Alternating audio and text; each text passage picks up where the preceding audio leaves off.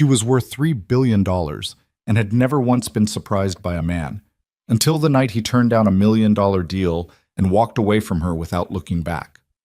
What happens when the most powerful woman in the city falls for a man who wants absolutely nothing from her?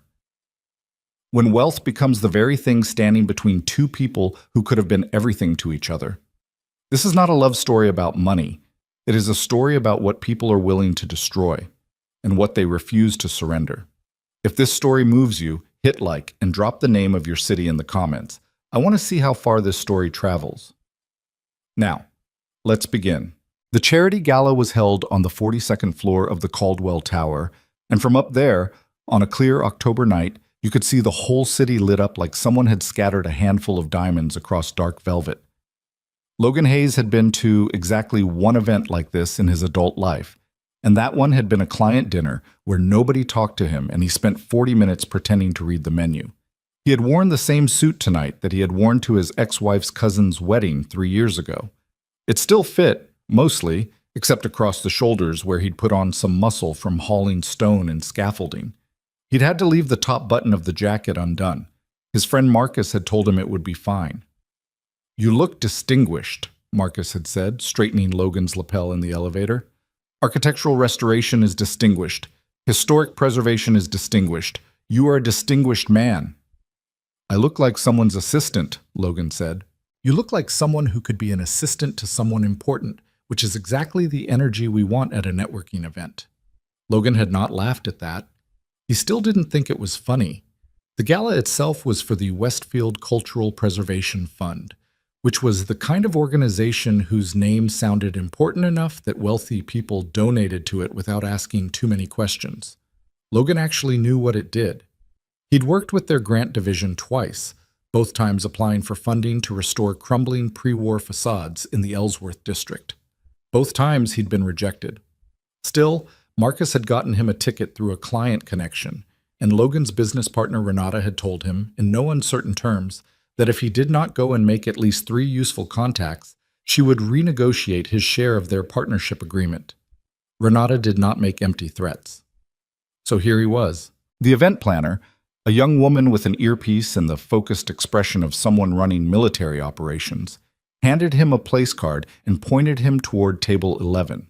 Logan moved through the crowd carefully.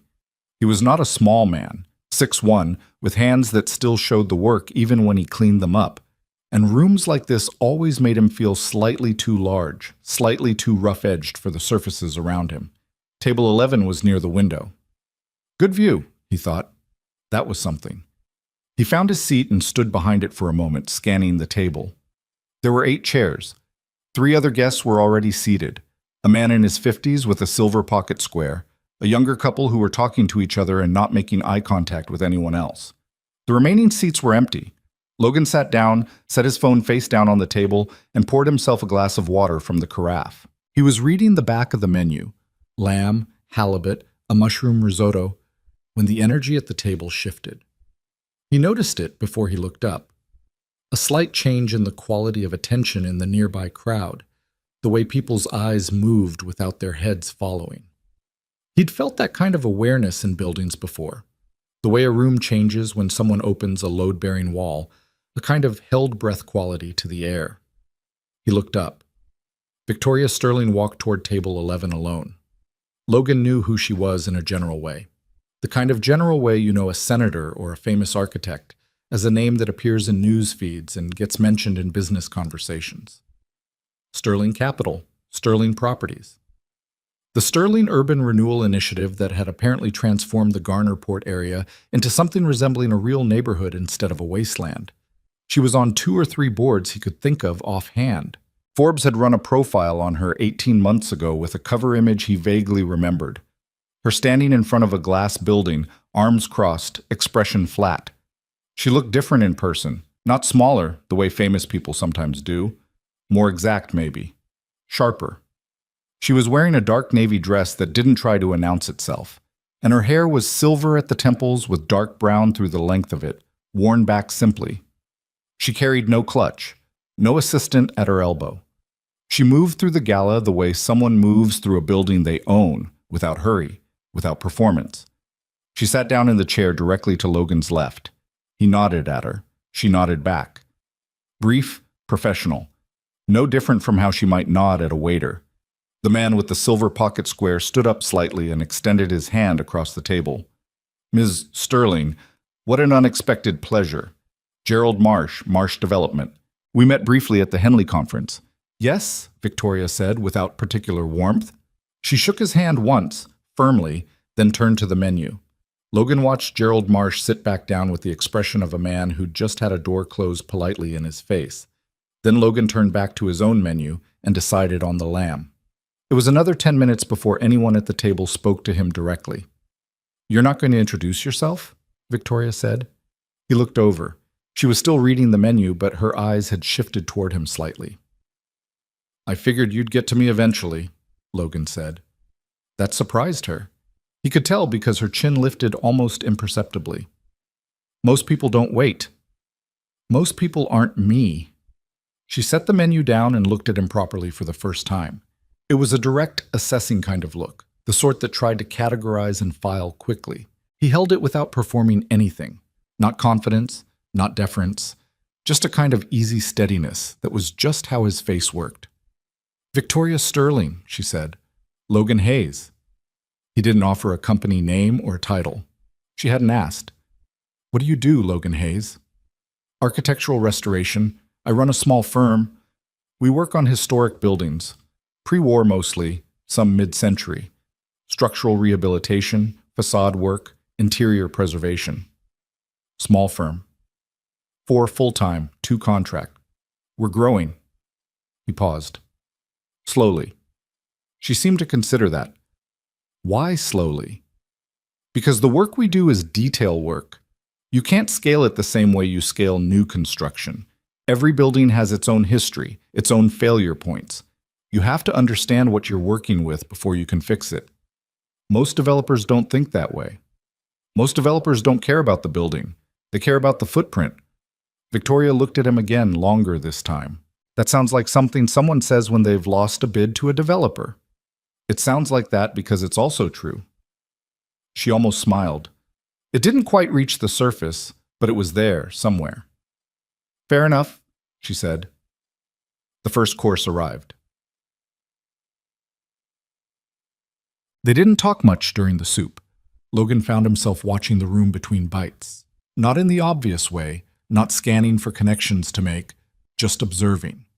He noticed how many people glanced at their table, how many eyes moved from Victoria to him and back, with that particular quality of assessment that wasn't really curiosity so much as calculation.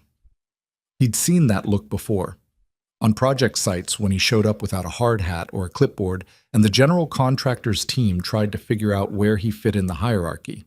It was a look that was trying to find the leverage. A woman at the adjacent table, blonde, mid-40s, wearing a dress that probably cost more than Logan's truck, leaned toward her companion and said something behind her hand. Her companion laughed. Both of them looked at Logan. He looked back evenly until they looked away. Victoria had noticed. She had an angle on the room that Logan didn't, and he caught the slight shift in her jaw, the particular flatness that came into her eyes. Not hurt. Something older than hurt, accustomed. You get that a lot, he said. It wasn't a question. People making assumptions? She lifted her wine glass. Constantly. What are they assuming right now? That you're either very ambitious or very lucky. Which one do you think? She studied him over the rim of her glass. I think you're neither. I think you're here because someone made you come and you're trying to make the best of it. Logan laughed. Genuinely, without thinking. It came out quiet and a little rough, the way laughs do when they're actual. Marcus told me I'd make useful contacts. Marcus is an optimist. Marcus is a project manager. They have to be. She set her glass down. Something had loosened slightly in the way she was holding herself. Not much, but enough that Logan noticed the difference. Tell me about the buildings, she said. What about them? The ones you restore. What draws you to them? He leaned back slightly in his chair, thinking about how to answer that honestly rather than professionally. There's a building on Carver Street, he said, in the Ellsworth district. Three-story brick built in 1923. It was a dry goods warehouse originally, then a garment factory, then a community theater, then it sat empty for about 20 years before I first looked at it. Every layer of that building's life was still in the walls. You could see where they'd reinforced the floors for the heavy machinery, and then later where someone had painted over it in this bright yellow that the theater must have chosen in the 70s. The brick facade had 4 different phases of mortar repair visible if you knew what to look for.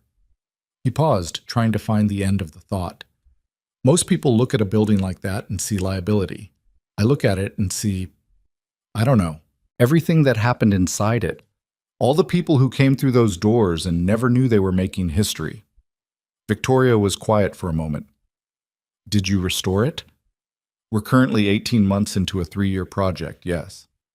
Who's funding it?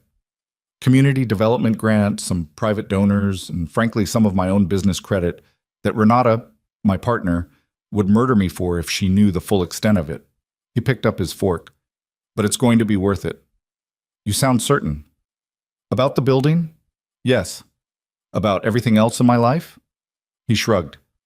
Less so. It was more than he usually said at professional events. He wasn't sure why he'd said it. Something about the way she asked questions, not the way people ask questions when they're networking, building toward an ask, or positioning a pitch, but the way someone asks when they actually want to know.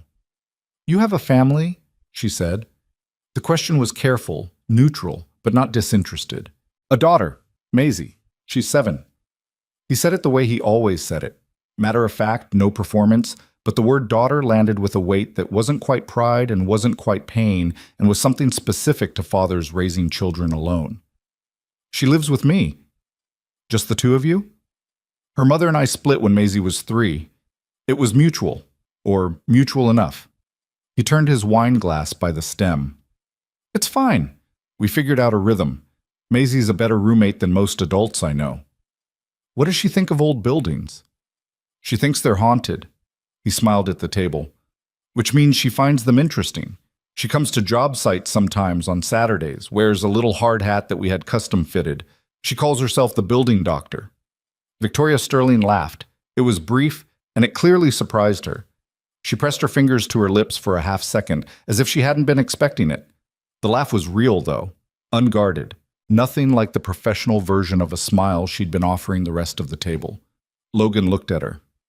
She'd probably like you, he said. You have the same expression she gets when she's thinking about something hard. What expression is that? Like you're already 3 moves ahead, but you're still checking your work. Victoria looked at him for a long moment. You're very strange for a networking event, she said. I'm very strange in general, Logan said. The networking event is just showing it in relief. Holds. By the time the main course was cleared, the room had settled into its mid-gala pattern. The formal programming had ended, the speeches had been made, and people were circulating with drinks and the low hum of deal-making disguised as small talk. Gerald Marsh had moved on to pursue a conversation at another table. The young couple had slipped away entirely. Logan had not moved. Neither had Victoria. They'd been talking for 2 hours. He wasn't certain how it had happened. The conversation had just kept going the way a river keeps going, not because either of them pushed it, but because the terrain kept opening up. She had told him about the Garner Port project, not the public version with the polished metrics and the ribbon-cutting photographs, but the actual version, with the city council member who'd tried to kill the rezoning 3 separate times, and the community group that had staged a sit-in on the proposed demolition site. And the moment she'd finally gotten the infrastructure financing to work by restructuring 2 other deals simultaneously in the same week. That sounds exhausting, Logan said. It was the best month of that entire year, Victoria said. And she meant it. He could hear it. Why? Because it was a real problem, not a political problem or an optics problem, an actual structural challenge that required an actual solution. She turned her wine glass. Most of what I do now is manage people managing other people. I miss when the work was the work. What did you start in? Real estate finance. Small deals first. I grew up in Eastmoor. Do you know it? East Side, off the industrial corridor. I worked on a row house project out there 6 years ago. Then you know what it looked like. The neighborhood I grew up in was 12 square blocks that nobody from outside it ever thought about. My mother managed a laundry. My father worked shifts at the Port Authority. She said it flatly, without the performed pride some people attach to origin stories. I was not born into any of this. I built it. I know, Logan said. You knew that before tonight? The Forbes piece, 18 months ago. He saw her expression. I read industry press. You've been involved in preservation funding in this city. That makes you relevant to my work. You read the article about me for professional reasons. And now I'm talking to you for personal reasons, he said. So things evolved. She held his gaze. You say things very directly. Does it bother you? No, she said, and then seemed slightly surprised to hear herself say it. It doesn't. Outside the window, the city glittered. Logan watched a plane moving across the eastern sky, its lights blinking slow and steady, and thought, not for the first time that evening, that he should probably go work the room, find the contacts Marcus had pointed him toward, do what he'd actually come to do. He didn't move. Can I ask you something? He said. You've been asking me things all evening. This one's different. He turned in his chair to face her more directly. What do you actually want? Not from the gala, not from the fund, generally, in your life. She went still. Not the professional stillness, a different kind, the kind that comes when a question lands somewhere undefended. Why do you ask that? She said. Because you've been talking about work for 2 hours, and you're very good at it, and I don't think work is your answer. The silence stretched out between them, and Logan let it, because he'd learned a long time ago on job sites that some silences were working silences, and interrupting them just meant you had to start over. Quiet, Victoria finally said. I want quiet. Meaning peace? Meaning, she stopped, started again. Meaning, I want to sit in a room with someone and not have them be calculating something, not wondering what I'm worth to their portfolio or their career or their profile. She looked at him. I want the room to be quiet. Logan nodded slowly. That makes sense. Does it? It's what I wanted after my marriage ended. I didn't want less. I just wanted what was there to be real. He reached for his water glass. Took me about 2 years to get comfortable with the quiet when Maisie was asleep. Used to fill it with work, music, anything.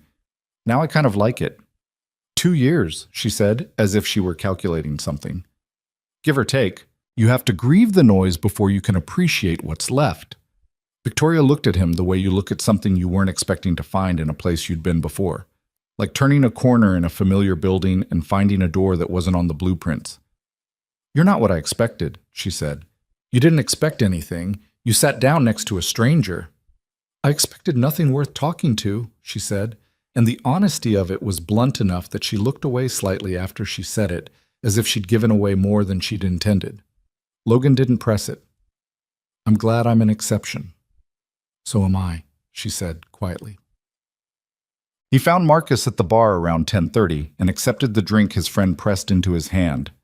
You've been at that table for 3 hours, Marcus said, keeping his voice low with the effort of someone trying very hard not to sound excited. The conversation was good. Logan, that is Victoria Sterling. I know who she is. She does not sit at a table and talk to one person for 3 hours. I have watched her at 4 of these events, and she is in and out in 90 minutes, shakes 20 hands, leaves. She has never... Marcus, I'm just noting. I know what you're noting. Logan drank. It was a good conversation. That's all it was. Is that all it was? Logan was quiet for a moment. Across the room, he could see Victoria standing with 2 men in their 60s, bored types, the kind with firm handshakes and flat eyes, and she had resumed the professional version of herself, the careful, controlled version.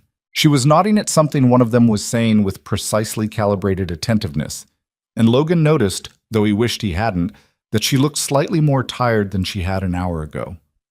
She's a lonely person, Logan said. Marcus stared at him.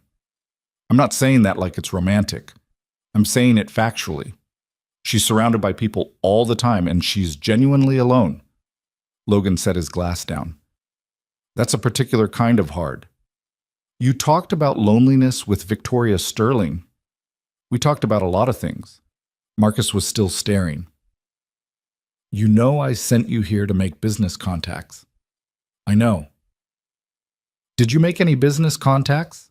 Logan looked across the room again. Victoria had glanced up briefly, found him at the bar, and then looked away again immediately, the way you look away from something you didn't intend to look at.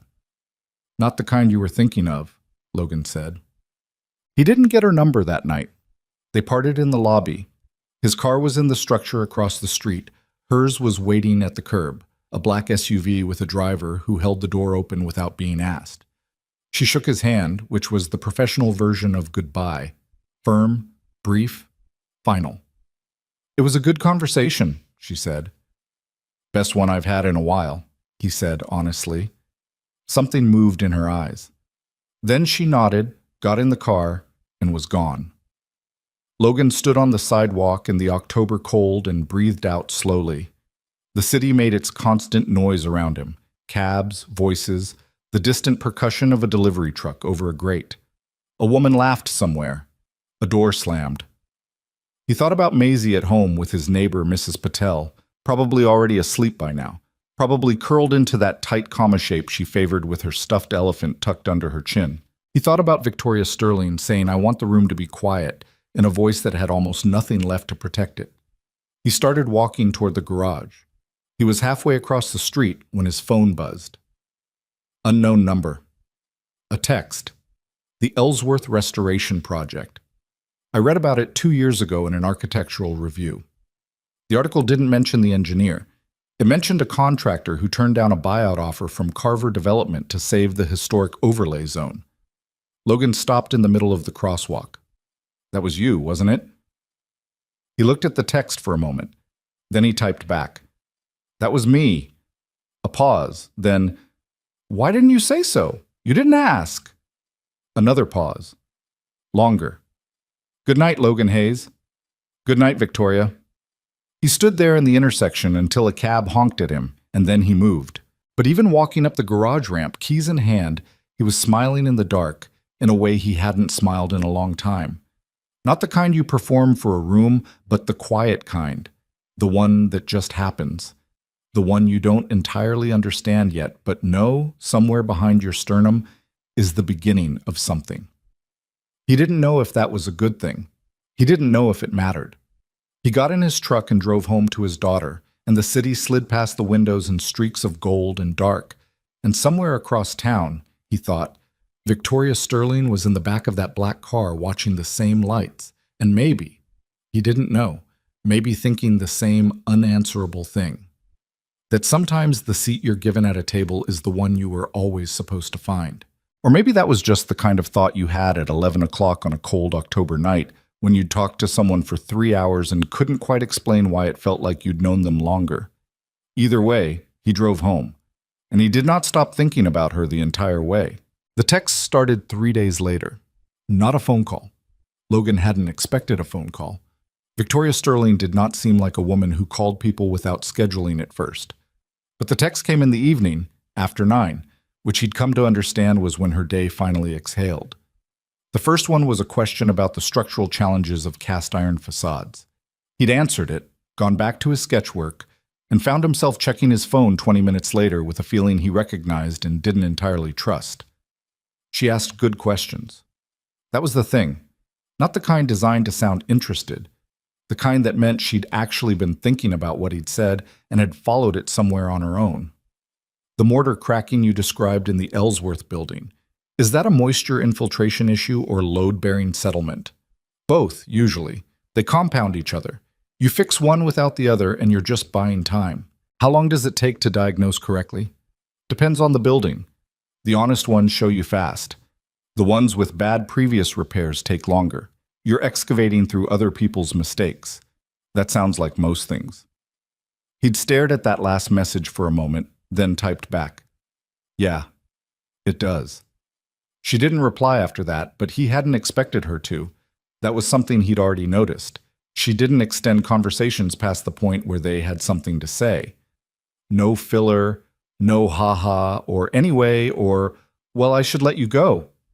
She just stopped when she was done, and there was something almost restful about that. Maisie found him smiling at his phone one morning over breakfast and gave him the look, the narrow-eyed, head-tilted look she'd developed sometime around age 6 that meant she was assembling data. "Who are you texting?" "A work contact." "Work contacts don't make you do that face." "What face?" Maisie pointed at him with her spoon. "That one." Logan put his phone face down on the table and pushed her oatmeal closer. "Eat your breakfast." "I'm just saying." "I know what you're saying. Eat." She ate, but she kept watching him with that data-assembling expression, and Logan had the uncomfortable feeling that his 7-year-old understood more about what was happening than he did. Chup. They met for coffee the following Tuesday, which had been Victoria's suggestion and phrased with such deliberate casualness, if you're in the downtown area this week, that Logan had understood she'd spent some time deciding how to word it. He was in the downtown area. He said so. The place she'd chosen was not what he expected, not the polished hotel bar sort of venue he'd have predicted for someone of her profile, but a narrow coffee shop on Merchant Street with exposed brick walls and mismatched chairs and a chalkboard menu that was so densely written it required actual commitment to read. He was there first, which turned out to matter because he watched her come in. She was in a coat, dark charcoal, her hair down for the first time. He'd only seen it pulled back, and she scanned the room when she entered with that same efficient read-the-space quality he'd noticed at the gala. When she found him into the corner, something in her shoulders released, just slightly, in a way that probably nobody else would notice. He noticed. "I've walked past this place 100 times, she said, sitting down. "Never gone in." "Why not?" "I don't usually have time for the kind of coffee shop where you stay." "You made time today." She looked at the menu on the chalkboard rather than at him. "I did." They ordered. The coffee came in ceramic mugs with small handles, the kind Logan's mother used to have in her kitchen cabinet. Victoria held hers with both hands and looked at it for a moment, as if she'd forgotten how to simply sit in a room without an agenda attached to it. "Bad week?" he asked. "Average week," she said. "Which is bad by most metrics." She drank. "We have a development proposal moving through the City Planning Commission. There are 4 competing interests, 3 of which are actively misrepresenting the impact projections, and the 4th is a community advocacy group that is correct about everything and has no idea how to make their case to people who don't want to hear it." "Which side are you on?" "The 4th." She set her mug down.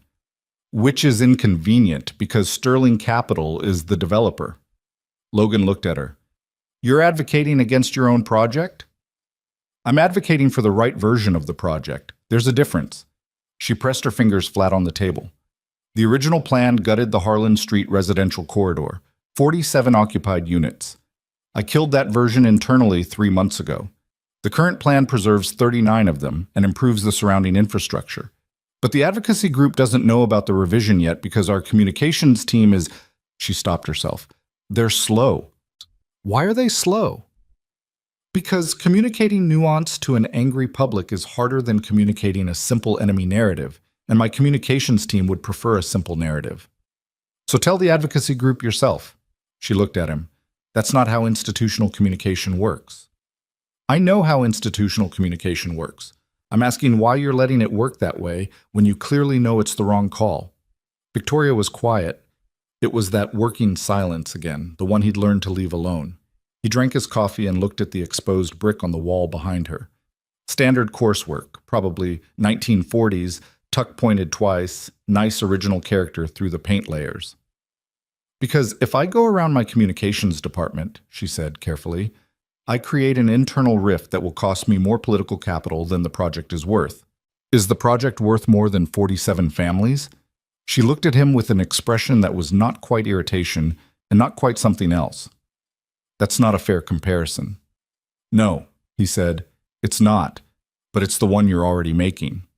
She picked up her mug, put it down, picked it up again. He had the sense she was deciding whether to be annoyed with him and choosing, by some internal calculation, not to be. "I already fixed it," she said. 39 units preserved. I handled the internal process wrong." "Then go tell the advocacy group." "Logan? I'm not trying to make your job harder. I just think the reason you're telling me this is because you already know what you should do." The coffee shop made its noises around them. The grinder, someone's laptop keys, a conversation at the counter about something mundane. Victoria looked at him the way she'd looked at him that first night. The reading look, except this time there was something more open in it. "You do that?" she said. "Do what?" "Say the thing directly, without the diplomatic wrapping." "Does it bother you?" "I told you before. No." "Then why mention it?" She almost smiled. "Because I'm not used to it. I'm surrounded by people who are very, very good at saying nothing with a lot of words." She turned her mug in a slow circle. "You say the actual thing. That's just how I talk." "I know, that's what I'm telling you." He looked at her. She was looking at the table, and there was something in the set of her jaw. Not vulnerability exactly, but the area adjacent to it. The place where someone very controlled lets themselves feel something they're not sure they should feel. "Victoria," she looked up. "Go talk to the advocacy group," he said. She held his gaze. Then she exhaled through her nose, quiet and controlled, and nodded once. "Fine." "Fine?" "Fine." She picked up her mug. "Stop looking at me like I've done something impressive." "I'm not." "You are. I'm just relieved you're not going to let 47 families get steamrolled because your communications department is slow." 39. Close enough. She laughed, and this time she didn't cover it. What? The photographs appeared online on a Thursday. Someone at the gala had taken them. The angle suggested a phone camera held low, which meant deliberate, not accidental. There were 4 images. Logan and Victoria at the table, heads angled toward each other in conversation. Victoria laughing, which was apparently unusual enough to be notable. One from the lobby, their handshake, and one that was clearly taken from outside through the window of the Merchant Street coffee shop. Them across the table from each other, both holding mugs, close enough in the frame that it looked like considerably more than coffee. The caption on the first account to post them was, in retrospect, designed for maximum damage. Does Victoria Sterling's new consultant charge by the hour? By Friday morning, it had been picked up by 2 business gossip columns and 1 general entertainment site. By Friday afternoon, it was on a financial news aggregator under the headline, "Sterling's Judgment Under Question as Mysterious Companion Revealed." By Friday evening, Logan's name was attached to it, along with a 40-word description of his company that managed to make small firm architectural restoration sound like a euphemism. Logan found out the same way most people found out things they'd rather not know. From someone else. Marcus called him at 6:45 while he was making Maisie's dinner. "I need you to not react badly to what I'm about to tell you," Marcus said. "That is a very bad opening sentence. I need you to be calm." Logan transferred the phone to his other ear and turned the stove down. "Tell me." Marcus told him. He was quiet for a moment after. Maisie was at the kitchen table drawing, head bent, tongue between her teeth, not paying attention to him. The drawing was of a building, because lately most of her drawings were of buildings. She'd started adding little people in the windows. "Okay," Logan said. "Okay?" Marcus repeated. "That's... Logan, they're calling you a gold digger." "I heard you. Does that not..." "It bothers me," Logan said, keeping his voice flat and even, conscious of Maisie 6 feet away. "It bothers me a lot, but getting loud about it doesn't help, so I'm being quiet for now." Marcus was silent for a moment. "Have you talked to Victoria?" "Not yet." "Are you going to?" Logan looked at Maisie's drawing. She'd added a small figure on the roof of her building, which was possibly meant to be him. "Yes," he said, "but not tonight." He texted Victoria after Maisie was in bed. "I saw it. 3 minutes. I'm sorry, I should have anticipated this. You didn't take the photos, I know, but I know how this city works, and I should have been more careful." He sat with that for a minute, the careful phrasing of it, the way she'd taken responsibility for something that wasn't her fault. He typed back, "You don't need to be sorry, are you okay?" A longer pause. "I've had worse weeks. That's not what I asked." The pause was long enough that he thought she might not answer. "No, not entirely, me either. Logan, if you want to step back from, whatever this is, I understand. I don't want this to cost you anything." He looked at that message for a long time. The apartment was quiet. The way it got quiet at night when Maisie was asleep. That particular quality of stillness he'd once tried to fill with noise and now mostly just inhabited. I don't step back from things because they get uncomfortable, he typed. That's not how I'm built. I noticed. Don't flatter me, I'm not. I'm observing. He smiled at his phone, alone in his apartment, and felt the peculiar mix of warmth and unease that had been following him around for 2 weeks now. Get some sleep, he wrote. You too. Victoria. What?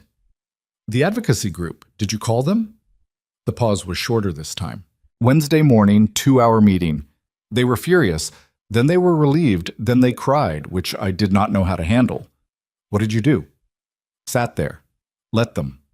Logan leaned back against his couch cushions and thought about Victoria Sterling, one of the most powerful women in the city, sitting in a room while a group of community advocates cried and not knowing what to do and doing the right thing anyway.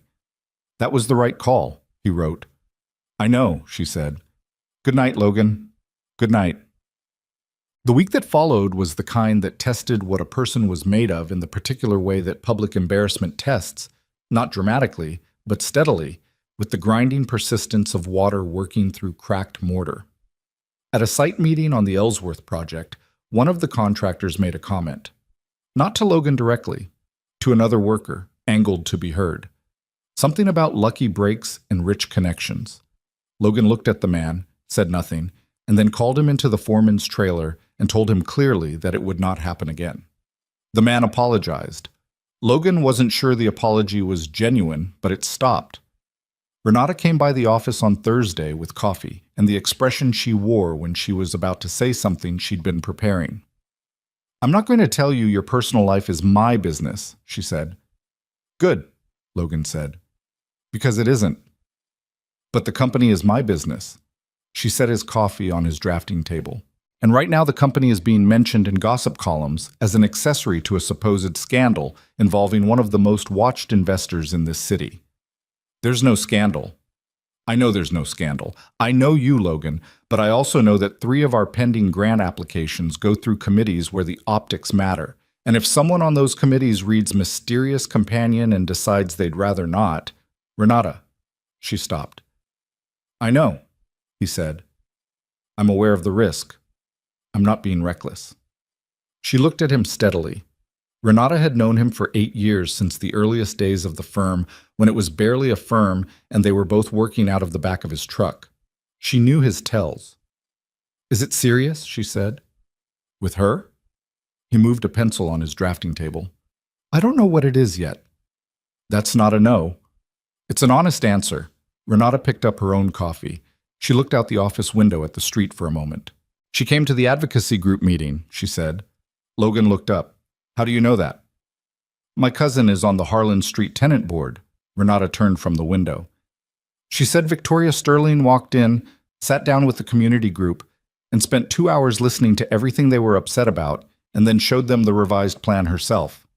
Line by line. Renata paused. My cousin said she expected a corporate runaround and instead got an actual explanation from someone who clearly cared whether the answer was right.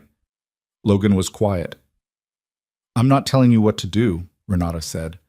I just thought you should know what kind of person you're dealing with. I know what kind of person she is. Do you? Renata looked at him. Because from the outside, Logan, it's easy to see what you're offering her. You're decent and direct, and you treat her like a person. That's rare in her world, apparently. She set her cup down. I'm asking if you know what she can offer you, not financially, as a person. He thought about it honestly. He thought about the laugh she'd surprised herself with at the gala, and the text about the advocacy group. They cried, which I did not know how to handle, and the quality of her questions, the way she stopped talking when she had nothing left to say. Yeah, he said. I think I do. Renata nodded once, the way she nodded when she'd gotten the answer she was checking for. Okay, she said, then be careful. Not because of the columns, because you matter. And Maisie matters. I know. And Logan, she picked up her jacket, fix the Ellsworth drainage issue before Friday, or I'm deducting it from your draw. It's already fixed. I know. I just wanted to end the conversation professionally. Victoria called him for the first time on a Sunday afternoon.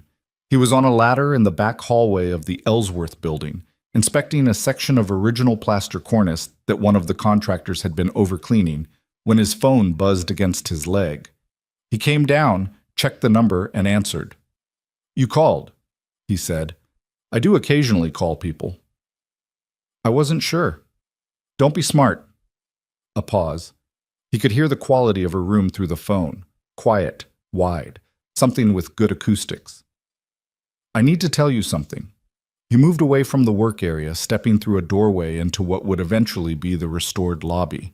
Late afternoon light came through the covered windows in thin strips. "Okay," he said. "The board met Friday. An informal session. Nothing on record, nothing binding.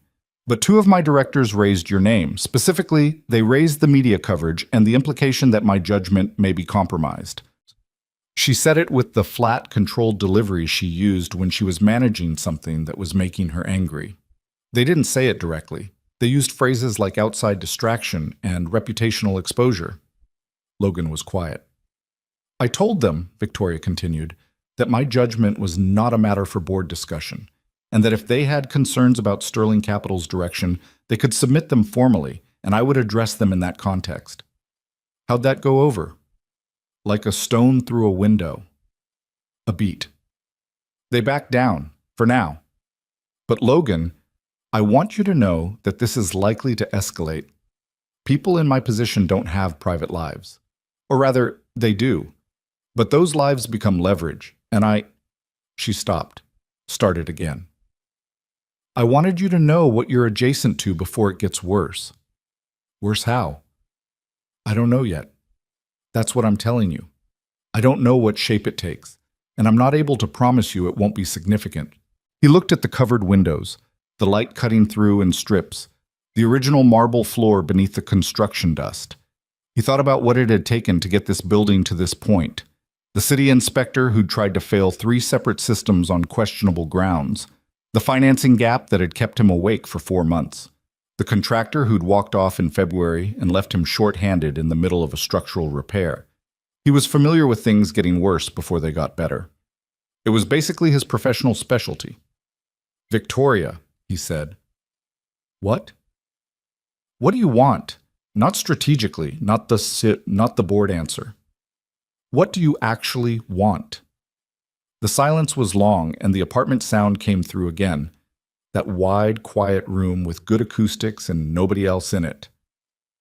"I want to not have to make that calculation," she said finally. "I don't know. I want to have coffee at a bad coffee shop and talk about buildings and not have it become a liability assessment." "Then let's do that," Logan said. "It's not that simple." "I know, but as a preference, as a thing you want, that's it?" "Yes," she said. "That's it." "Okay," he said. "Then we start there." Another silence. Different quality to this one. Not working silence. Something softer. "You're very uncomplicated," she said. "I really am not. Ask Renata." "Who is Renata?" "My business partner. She was just explaining to me all the ways I'm complicated." "What did she say?" "That I matter, and that Maisie matters." He paused. "She's right about both." He heard Victoria shift on whatever she was sitting on. A couch, maybe, or a window seat. Something that allowed for the quality of stillness she carried into phone calls. "Tell me about Maisie," she said. It was different from the first time she'd asked, back at the gala. That had been polite curiosity. This was something else. So he did. He sat down on the dusty marble floor of the future lobby of the Ellsworth building, in the thin afternoon light coming through covered windows, and talked about his daughter, about how she argued with him about bedtime with the confidence of a small, absolute authority, about the building drawings she left around the apartment in stacks, about the morning she'd found a spider in the bathroom, and instead of screaming had crouched down to observe it for 10 minutes until she could tell Logan everything the spider was doing and theorize at length about where it was going. Victoria listened the way she did everything, with full attention, asking questions when she had them, quiet when she didn't. "She sounds formidable," Victoria said when he paused. She's 7 and she terrifies me on a regular basis, Logan said, which I say with enormous pride. He heard the smile in Victoria's voice when she answered, even though he couldn't see it. I'm starting to understand where she gets it from. She gets it from her mother mostly. Elaine was the sharper one. And you? I'm the stubborn one. He looked at the dusty marble under his hand. I keep showing up to things long after reasonable people would have quit. A pause. Yes, Victoria said quietly. I'm beginning to see that. The afternoon light shifted, the strips through the covered windows going amber to gold. The old buildings settled around him the way old buildings did, the slow voice of wood and stone speaking the language of time, and Logan sat in it and thought, not for the first time, not for the last, that some things, like some buildings, were worth a great deal more than their current condition suggested. You just had to know what you were looking at. The offer arrived on a Wednesday, in a plain envelope delivered to the office by courier, which should have been the first sign that something was wrong. Legitimate business proposals came by email, by referral, by phone call, preceded by 3 layers of assistant. They did not arrive in plain envelopes from couriers who didn't make eye contact. Logan opened it at his drafting table while Renata was on a call in the back room. The letter inside was 2 pages, clean typeface, no letterhead.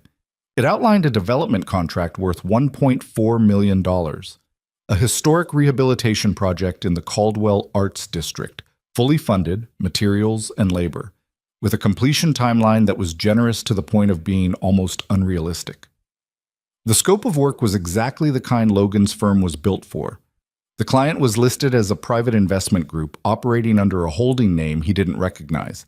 He read it twice. Then he set it down and stared at his drafting table for a while. Renata appeared in the doorway. "You have your bad face on," she said. He handed her the letter without comment. She read it standing up, and he watched her expression move through interest, then confusion, then the particular stillness that meant she was running calculations he couldn't see. "This is real money," she said. "I know. The scope is exactly our wheelhouse. I know.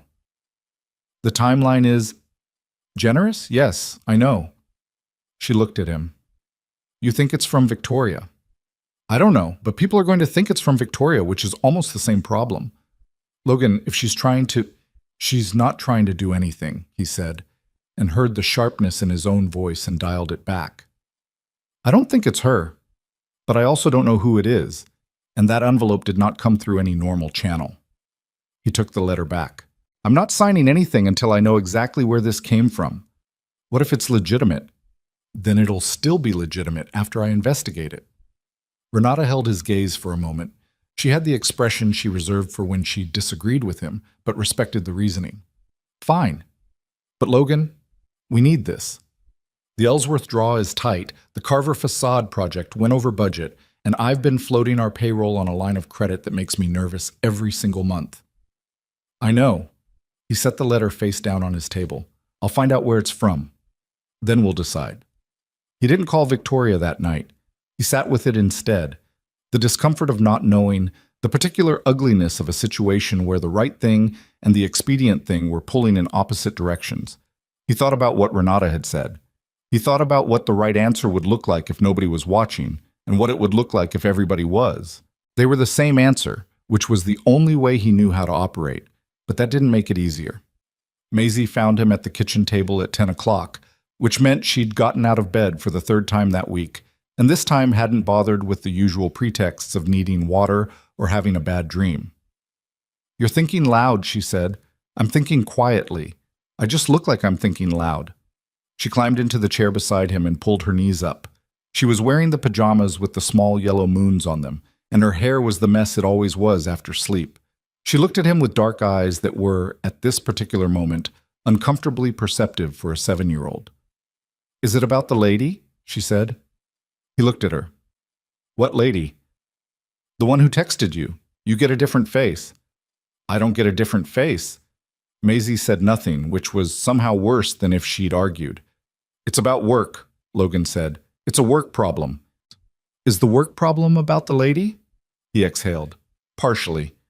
She nodded, solemn, and leaned her head against his arm the way she'd done since she was small, not asking for comfort so much as offering it, which was one of those things about her that caught him off guard sometimes, the quiet way she gave without being asked. "It'll be okay," she said. "You don't know that." "I know." She shrugged the small shrug she used when she was being deliberately philosophical. "But it usually is." He put his arm around her and thought that she was right more often than she should be at 7 years old, and also that he needed to stop working at the kitchen table at 10 o'clock because it was becoming a problem. "Go to bed," he said. "Okay." She slid off the chair, then she stopped. "Daddy? What?" "I want to meet the lady." He looked at her. She held his gaze with all the absolute confidence of someone who has decided the conversation is over and is simply waiting for reality to catch up. "Good night, Maisie." "Good night." She padded off to her room. He sat in the kitchen alone and thought that his daughter was the most competent person in their apartment by a significant margin. He called Victoria the next morning early before her day got away from her. She picked up on the second ring. "I need to ask you something directly," he said, "and I need a direct answer." A beat.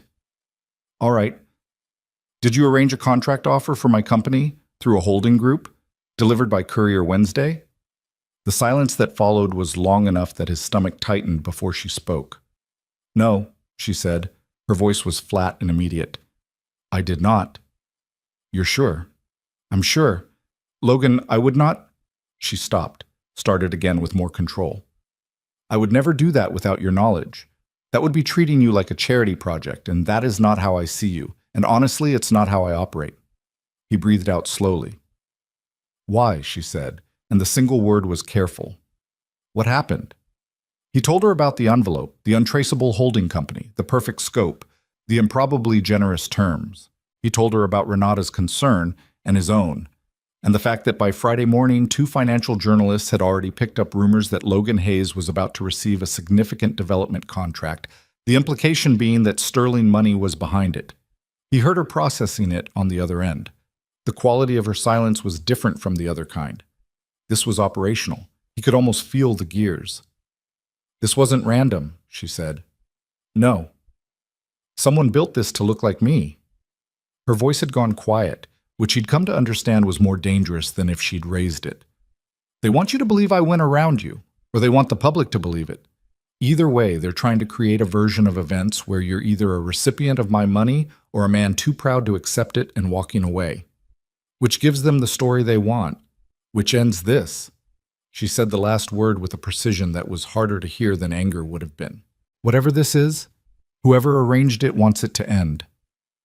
You're bored. Possibly. Or someone connected to them. Or someone who simply benefits from my attention being divided right now." She paused. "There are currently 4 parties who do not want my focus on the Caldwell District Development Review. The timing is not coincidental." Logan pressed his hand flat on his drafting table. "I'm going to reject the offer." "Logan, I'm not taking money I didn't earn from a source I can't verify. That's not political. That's just who I am." "I understand that, but if you reject it publicly—" "I'm going to reject it publicly." He said it the way he said things when they were decided. "I'm going to be clear that I don't know where it came from, and I'm not accepting it, and if someone has an accusation to make about my character or my work, they can make it directly." Victoria was quiet. "Are you going to tell me that's the wrong move?" he said. "No." Her voice had shifted. "I'm going to tell you it's a very expensive move and you should do it anyway." "I know." "Logan." A pause. "I'm sorry. This is my world bleeding into yours, and you shouldn't have to stop apologizing for things you didn't do. I'm apologizing for the situation. The situation is not your fault." He looked at the early light coming through the office window, gray November light, the kind that didn't commit to anything. "Some things are just hard. That's not the same as someone's fault." She was quiet for a moment. When she spoke again, her voice was lower, less boardroom, more her. "You know, most people in your position would take the money. I know. And most people would find a justification that made it feel clean. I know that too. Why don't you?" He thought about it honestly before answering. Because Maisie is going to grow up watching what I do when it's hard. And I want her to see someone who didn't find a way to make the wrong thing convenient. The silence on the other end had a quality he couldn't name exactly. Not sadness, something more like recognition. The sound of someone hearing a sentence that lands somewhere they'd forgotten they had. She's lucky, Victoria said quietly. She'd argue that. She's not allowed to stay up past 8:30. He heard the smile in it even through the phone. Do what you need to do, she said. And Logan, be prepared for the fallout. I've been in buildings that were actively collapsing, he said. I'll manage. Ch-ch-ch.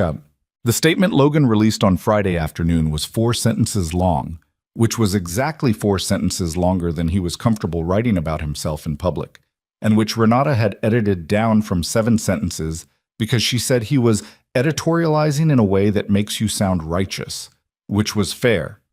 It read, Hayes Restoration has received an unsolicited contract offer from an unidentified holding entity. We are unable to verify the source or legitimacy of this offer. Hayes Restoration does not accept contracts from unverifiable sources regardless of value. We earn our work. That last sentence was the one Renata had tried to cut and he'd kept. The response was not small. By Saturday morning, he had 43 media requests, which he did not answer. His personal inbox had been found somehow and contained a mix of support messages, conspiracy theories, and at least one job offer from a competitor that he found faintly insulting in its timing. A financial news channel ran a segment that managed to frame his rejection of an unverified offer as evidence of either integrity or stubbornness, depending on which analyst was speaking, and one commentator said flat out that a man in his financial position turning down 7 figures is either very principled or very foolish, and the line between those two things is usually a woman. Logan read that one, set his phone down, and went and made coffee and did not pick the phone up again for 2 hours. Marcus came over Saturday afternoon while Maisie was at her mother's, ostensibly to help Logan review the Ellsworth budget projections, but actually to process the week at Logan's kitchen table with 2 beers and the honest conversation that men who've known each other a long time sometimes need. The board is the story, Marcus said. Whoever sent that offer was trying to either humiliate you or humiliate her, and now they've got neither, and they're angry. I know. Are you worried? Logan turned his beer bottle in a slow circle. About the company? Yes. About myself? He thought about it. Less than I expected. Why less? Because I know I did the right thing. That's a cleaner feeling than I usually get to have. Marcus nodded. He was quiet for a moment, then said, How is she? Logan knew who he meant. Handling it in her way, which means internally and strategically and not with any visible distress that I can detect. But I know her well enough now to know that visible and actual aren't the same thing. Marcus looked at him. They'd known each other since college, through Logan's marriage and the dissolution of it, through the early years of the firm and the year Logan's father died and the year Maisie was born. Marcus had the particular kind of attention that longtime friends had, the kind that didn't need to ask certain questions because it already knew the answer. You're in it, Marcus said. I know. Deep. I know that too. Does she know? Logan looked at the table. He thought about Maisie saying, I want to meet the lady with the absolute confidence of someone who had already decided it was real. He thought about Victoria on the phone saying whatever this is, and the way she'd said it, not dismissively, but carefully, like something she was handling with both hands. I think she knows, he said. I think we're both pretending there's more time to figure out what to call it. Marcus drank his beer. And the age thing, 16 years, doesn't matter to me. It might matter to people. People have been mattering about us since the first photograph. It hasn't changed anything. Logan met Marcus's eyes. She's the most interesting person I've sat across a table from in 10 years. She asks questions that go somewhere. She listens like it counts. She walked into a room full of people who were angry at her company and sat down and listened for 2 hours and then fixed the thing herself. He paused. What 16 years are you seeing that outweighs that? Marcus was quiet for a moment. Then he picked up his beer. I'm not seeing anything that outweighs it, he said. I was checking whether you were. I'm not. Good. Marcus tipped his bottle slightly. Then stop calling it figuring out what to call it and call it what it is. Logan didn't answer that, but he didn't argue it either. The shareholder communication came on a Monday. Not a formal notice, but a letter forwarded to Logan through an intermediary he didn't know, which told him the intermediary was being deliberately deniable. The letter was from 3 members of Victoria's board, unnamed, addressed to no one in particular but clearly designed to reach him. It described the current media climate around Sterling Capital as untenable. It described the board's concern for the company's institutional integrity, and in language that was crafted to be unlitigable while being entirely clear, it suggested that a man of Logan's evident integrity would understand that some associations, however personally meaningful, carry costs that extend beyond the individuals involved. It was in the most precise sense a threat delivered like a suggestion. Logan read it at his drafting table. Then he folded it and put it in his desk drawer and called Victoria. She answered on the first ring, which was new. "I know," she said before he spoke. "They sent it to me." "I know." They also sent it to 2 journalists, which they believe was untraceable and which was not. Her voice was controlled in that way that meant something was being held down underneath it. "They're trying to force my hand through you. If you step back, I look isolated, and they have the leverage to push the board vote. If you don't step back, they have an ongoing narrative that questions my judgment." "Neither of those is acceptable," Logan said. "No." A pause. "Logan, I need to tell you something." Something in her tone made him put down the pencil he'd been holding. "Tell me." "There's a shareholders' meeting at the end of the month. A formal session, agenda items, recorded minutes. 2 of the 3 board members in question intend to raise a formal motion." She took a breath that was almost imperceptible. "They're going to recommend I step down as chair." The office was quiet around him. He could hear the faint street noise 2 floors below, the work sounds from the Ellsworth project a block away. "On what grounds?" he said. "Diminished focus and reputational exposure." She said the phrase the way you repeat back something someone has said to you when you want them to hear how it sounds, which in plain language means that I have the audacity to have a personal life that the board finds inconvenient. Can they do it? They have the votes to force a discussion. Whether they have the votes to carry the motion depends on how the remaining shareholders respond. A beat. "I've spent 20 years building this company, and I have the majority of shares. But institutional shareholders are a different calculation, and if the narrative is unstable enough, people vote for stability over loyalty." Logan was quiet, turning this over in his mind the way he turned structural problems over, looking at the load paths, the failure points, the place where the stress was actually concentrated. "What are you going to do?" he said. "I'm going to go to the meeting," she said. "I'm going to sit at the head of the table and address every one of their concerns, and then I'm going to make the case for the company's next 5 years in a way that none of them can argue with." She paused. "That's what I'm going to do professionally." "And personally?" The silence stretched. "Personally," she said slowly, "I keep thinking about what you said, about wanting what's there to be real." She stopped, took a moment. "I haven't wanted something for myself in a long time, Logan. Not specifically for me, not connected to the company or the work or what it looks like, just something that belongs to me." Another pause. "You're the first thing in years that fits that description." He sat very still. "I don't know what to do with that," she continued, and the admission had an edge of rawness to it that she couldn't entirely smooth. "I'm not practiced at it. I'm better at the board meeting than I am at this conversation." "I know," he said. "That doesn't frustrate you?" "No, I've been watching you figure it out in real time. It's not frustrating." He paused. "It's one of the most honest things I've seen from another person in a long time." She was quiet for a moment. When she spoke again, her voice was steadier, but something had been laid down in it, something more weight-bearing than before. "The meeting is the 28th. I know. I'll be fine. I know that too." "Logan." "What?" "Maisie," she said, "you mentioned she comes to job sites on Saturdays." He blinked at the unexpected turn. "She does." "I'd like to—" She stopped herself, recalibrated. "I was wondering if perhaps sometime I could—" Another stop. He could hear her working against the instinct to phrase it professionally. "I want to meet her," she said finally, simply. "If that's something you'd consider."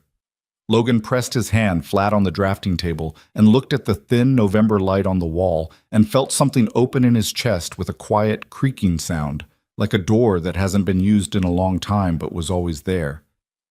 "I'd consider it," he said. A beat. "She already asked about you," he said. "She doesn't know me." "She knows about you? She called you the lady."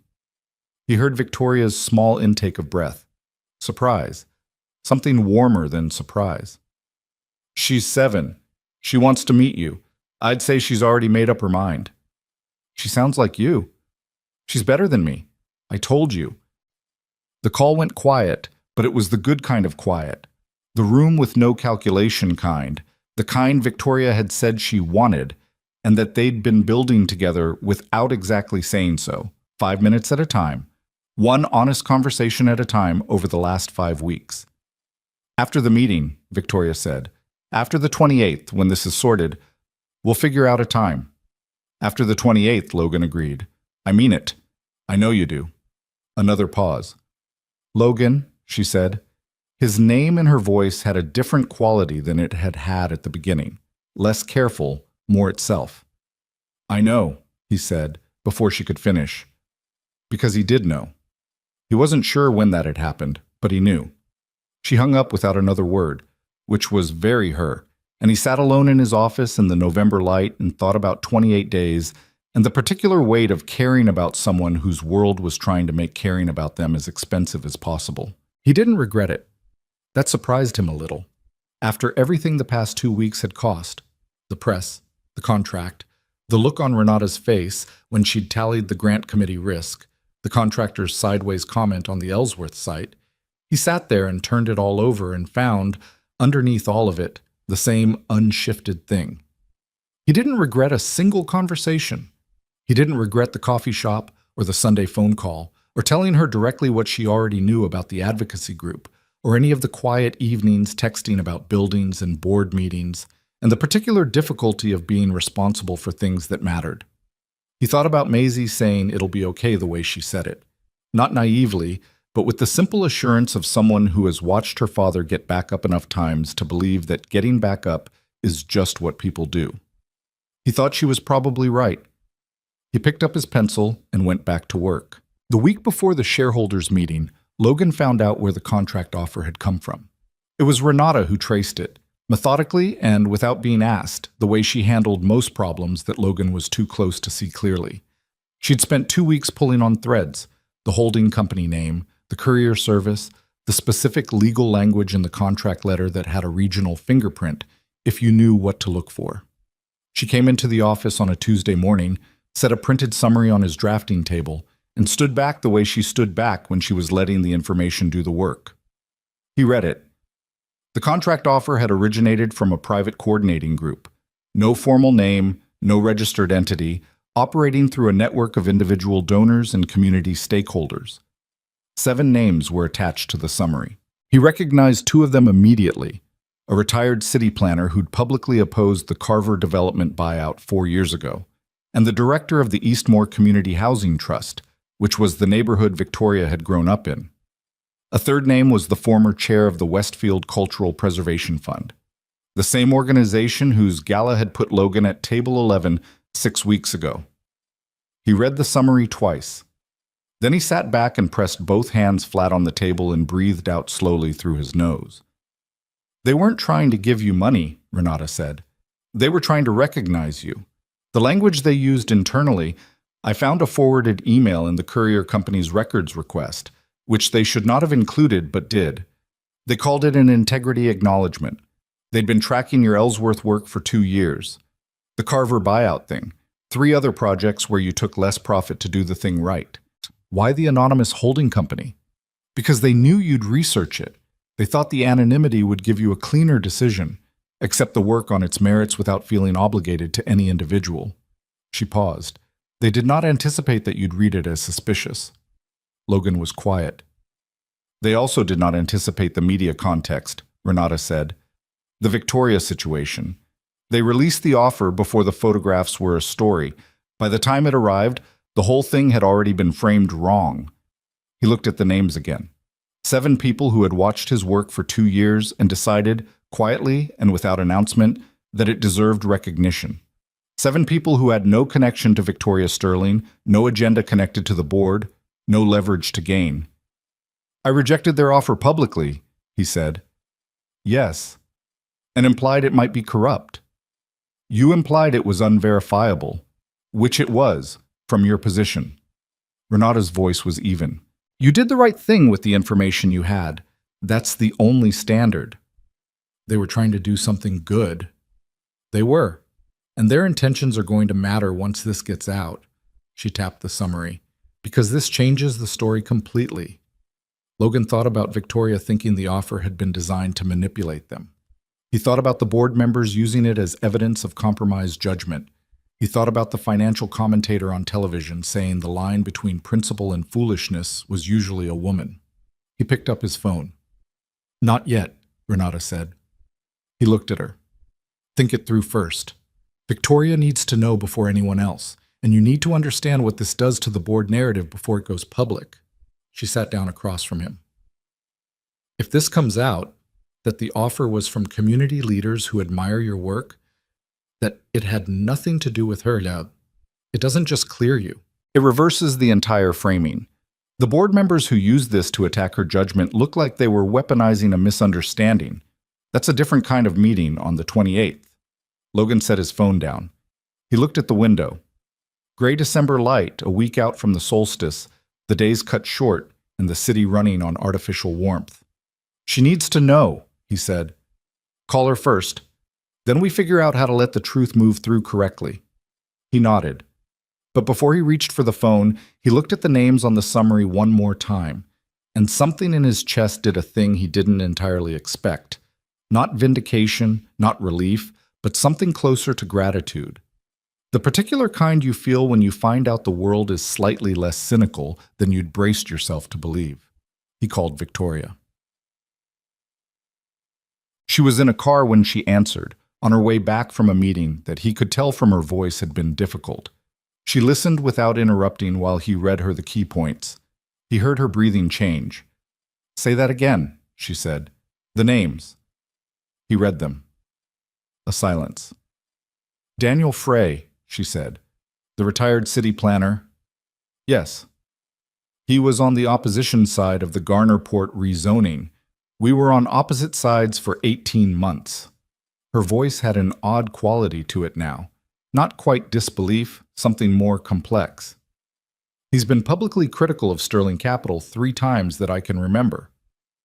And he still signed on to recognize your... Logan paused, then chose the word honestly. Your person. Another silence. Longer. They did this because of you, she said finally. Not because of me. They did it because of what they saw me do, which is different from doing it for me. Logan? Her voice was careful, the way she was careful when she was feeling something she wasn't certain of. This changes the 28th. I know. If this gets out before the meeting, if the board members who used your contract as ammunition find out that ammunition came from community leaders who admire the person they were using it against, they lose the narrative. They lose the credibility of the attack. That's what Renata said. Renata is correct. He heard the car moving, the soft urban texture of traffic. How do we release it? Carefully. It has to come from a verifiable source, ideally from the group themselves, on their own terms. If it comes from us, it looks strategic. Can you reach them? Renata found contact information. He looked at the summary. I'd rather go in person. A pause. You'd rather explain to the people who tried to honor you that you publicly questioned their integrity. Yes. Most people would let Renata make a phone call. I know. Victoria was quiet for a moment. He could picture her in the back of the black car, the city moving past the window, that particular expression she had when she was deciding whether to say the things she was thinking. Go, she said. Go in person. It's the right move, and it's also very you, which I am no longer surprised by. Is that a compliment? It's an observation. A beat. Take it as you like. He almost smiled. How are you? He said. Not the 28th, you. The pause was longer than most questions warranted, which was its own answer. I'm tired, she said, and the two words had more truth in them than a longer sentence would have. I'm tired of performing certainty I don't entirely feel. I'm tired of the calculation. Every conversation weighed for leverage. Every relationship assessed for risk. A breath. I'm tired of being in my own life like it's a board meeting. That's not nothing to admit. No. She paused. It's easier to say to you than to most people. Why? Because you're not going to file it somewhere and use it later. He thought about that. About what it meant to move through the world, never fully trusting that honesty wouldn't become a liability. That must be exhausting, he said. It is. A beat. The coffee shop was the first time in a long time I forgot to calculate, and then somebody took a photograph through the window, so she left the sentence incomplete in a way that didn't need finishing. After the 28th, Logan said, when it's through. After the 28th, she agreed. Then, Logan. What? Thank you for not being someone who makes me feel like the calculation was right. He didn't have a clean answer to that, so he just said, get some sleep before the meeting. I'll sleep after the meeting. That's not what I said. She hung up, which was still very her. He drove out to Eastmoor the next morning. Daniel Frey lived in a row house on the same 12-block grid Victoria had described. Narrow streets, working-class architecture. The kind of neighborhood that got called up and coming every decade or so without ever quite changing. Frey answered the door in a cardigan and reading glasses, which he pushed up his nose when he saw Logan and said, with the dry composure of a man in his 70s who had seen most things, I was wondering when you'd come. You were expecting me. I was expecting someone. Come in. The living room was cluttered with books and the particular organized chaos of a person who does most of their serious thinking at home. Frey gestured at a chair and sat across from him without ceremony. I owe you an apology, Logan said. No. Frey shook his head once. You did what anyone with sense would do. Unverifiable source, poorly timed, wrong context. You protected your integrity. That's what we were trying to recognize in the first place. He folded his hands. The mistake was ours. We should have disclosed ourselves from the start. Why didn't you? Frey was quiet for a moment, the way older people are quiet. Not stalling, just thinking at the pace the thought required. Because we didn't want you to feel obligated. We didn't want the recognition to become a relationship. We've watched you work for 2 years, Mr. Hayes. We've seen what you do when nobody's watching. We wanted to give you something clean. He paused. It didn't come out clean. No, Logan said. It didn't. He looked at the bookshelves behind Frey, decades of urban planning texts and neighborhood histories. Can I ask how you found out about Carver, the buyout? A contractor who worked on the overlay zone petition told me. He said a 30-year-old restoration firm owner had turned down a development payment that would have covered 3 years of business expenses because he didn't want to lose the historic designation on a 12-block neighborhood. Frey looked at him steadily. In this city, in this industry, that kind of decision is not common. It wasn't heroic, it was just right. Most people in your position would have found a way to make the wrong thing feel right. That's what I mean. Frey unfolded his hands. We weren't giving you charity. We were giving you work you'd already earned 3 times over. Logan looked at the floor for a moment. He was not someone who easily accepted this kind of direct acknowledgement. It sat in him uncomfortably, like too much light. I need to ask something of you, he said. Ask. The timing matters. The way this comes out matters. He explained the board situation, the shareholders' meeting, the way the contract offer had been weaponized in a way the group had never intended. Frey listened with the focused quiet of someone who'd spent decades in rooms where information was leverage. When Logan finished, Frey said, You want us to make a public statement. I want you to tell the truth on your own terms, before the 28th, but not in a way that looks like a coordinated defense. Just your account, your names, your reasons. Frey looked at him for a long moment. You're trying to protect her. Logan met his eyes. I'm trying to make sure the truth gets out before someone else shapes it. Those things aren't mutually exclusive. No, they're not. Frey was quiet again. Then he nodded, a single slow nod. I'll reach out to the others today. We'll draft something by Thursday. He paused. For what it's worth, Mr. Hayes, what we've seen reported about Miss Sterling and the Harlan Street situation. The community meeting. That was not the action of someone whose judgment is compromised. That was someone doing the right thing in a complicated situation. I know, Logan said. I thought you should hear it from someone outside your immediate circle. Logan thought about Renata saying almost the same thing in the office a month ago. He thought about the way truth sometimes needed to come from multiple directions before it fully landed. Thank you, he said, and meant it.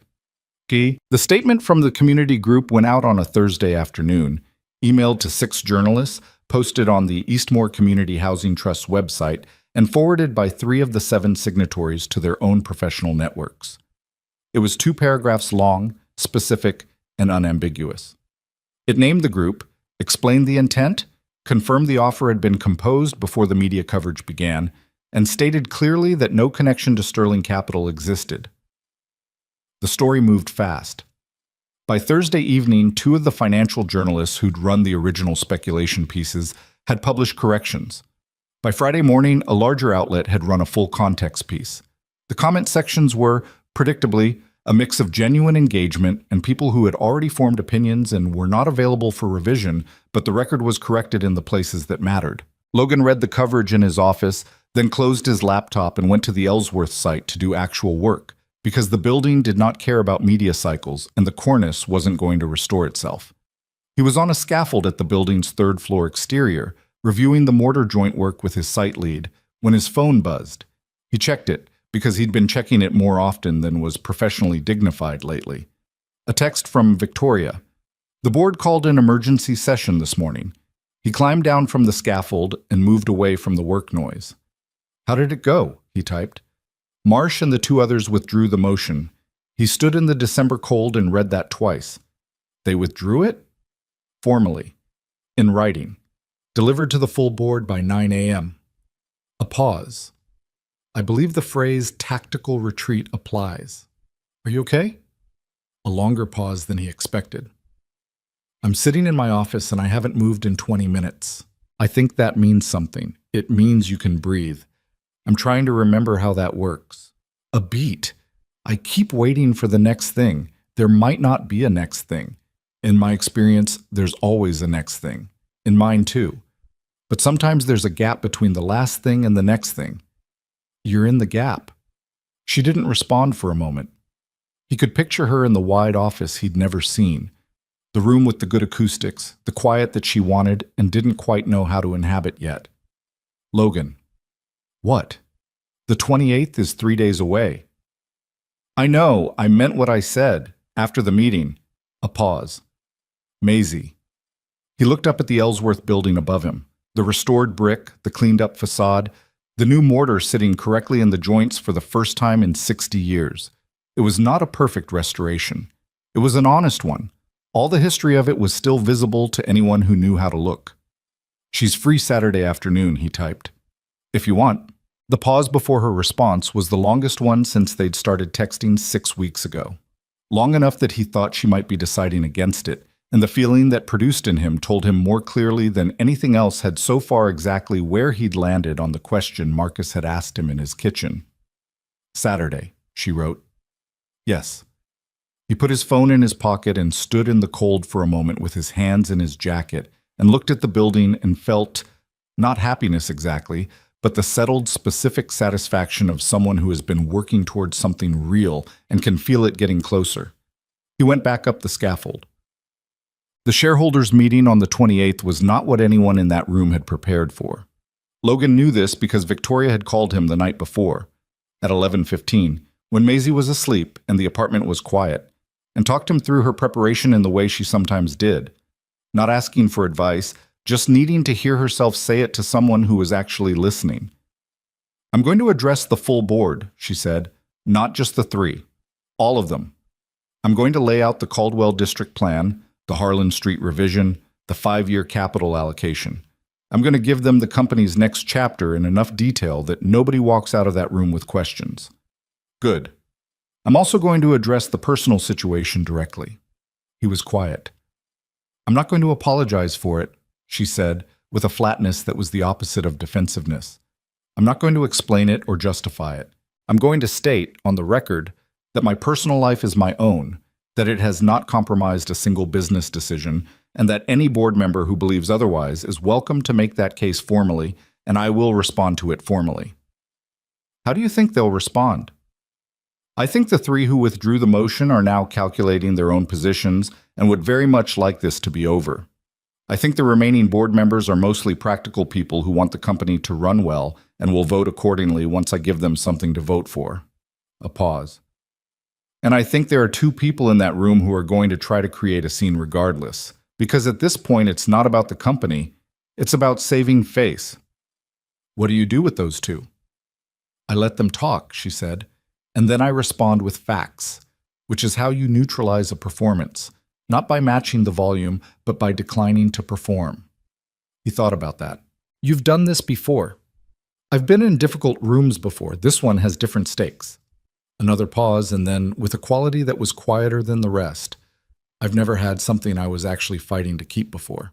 Not personally. He didn't answer immediately. He sat in the quiet of his apartment and let that sentence be what it was. You're going to be fine, he said, not because it's easy, because you know what's true and you know how to make other people see it. I'm not certain of that tonight. I know, that's normal. The certainty comes back in the morning. She exhaled. Is this what you say to yourself before difficult jobs? I say worse things to myself before difficult jobs. I'm trying to be more helpful to you than I am to myself. She almost laughed. Not quite, but close. I appreciate that. Victoria? What? I mean it. You've got this. A long pause. Good night, Logan, she said. Good night. He stayed awake another hour after that, not working, just sitting in the apartment quiet. He thought about what she'd said, something I was actually fighting to keep. He turned it over and found it unchanged from every direction, solid, the kind of thing that held weight. He thought about Saturday. He thought about Maisie, who had been told only that she would be meeting someone on Saturday afternoon, and who had responded with careful nonchalance that lasted approximately 45 minutes before she began asking questions, each one more specific than the last, until Logan had confirmed enough details that she'd gone to bed Friday night clearly constructing something in her head that he hoped reality could live up to. He thought about Victoria in the wide, quiet office, preparing for a room full of people who had tried to reduce what she'd built to a liability column, and the image of her sitting at the head of that table, composed, direct, exactly herself, made something in him settle the way things settle when you recognize that someone is equal to the moment in front of them. He didn't know what the meeting would produce. He didn't know what came after Saturday, or what shape the thing between them was going to take, as it stopped being a thing that lived in texts and phone calls, and started being something that existed in the same physical room as his daughter, and his work, and his real daily life.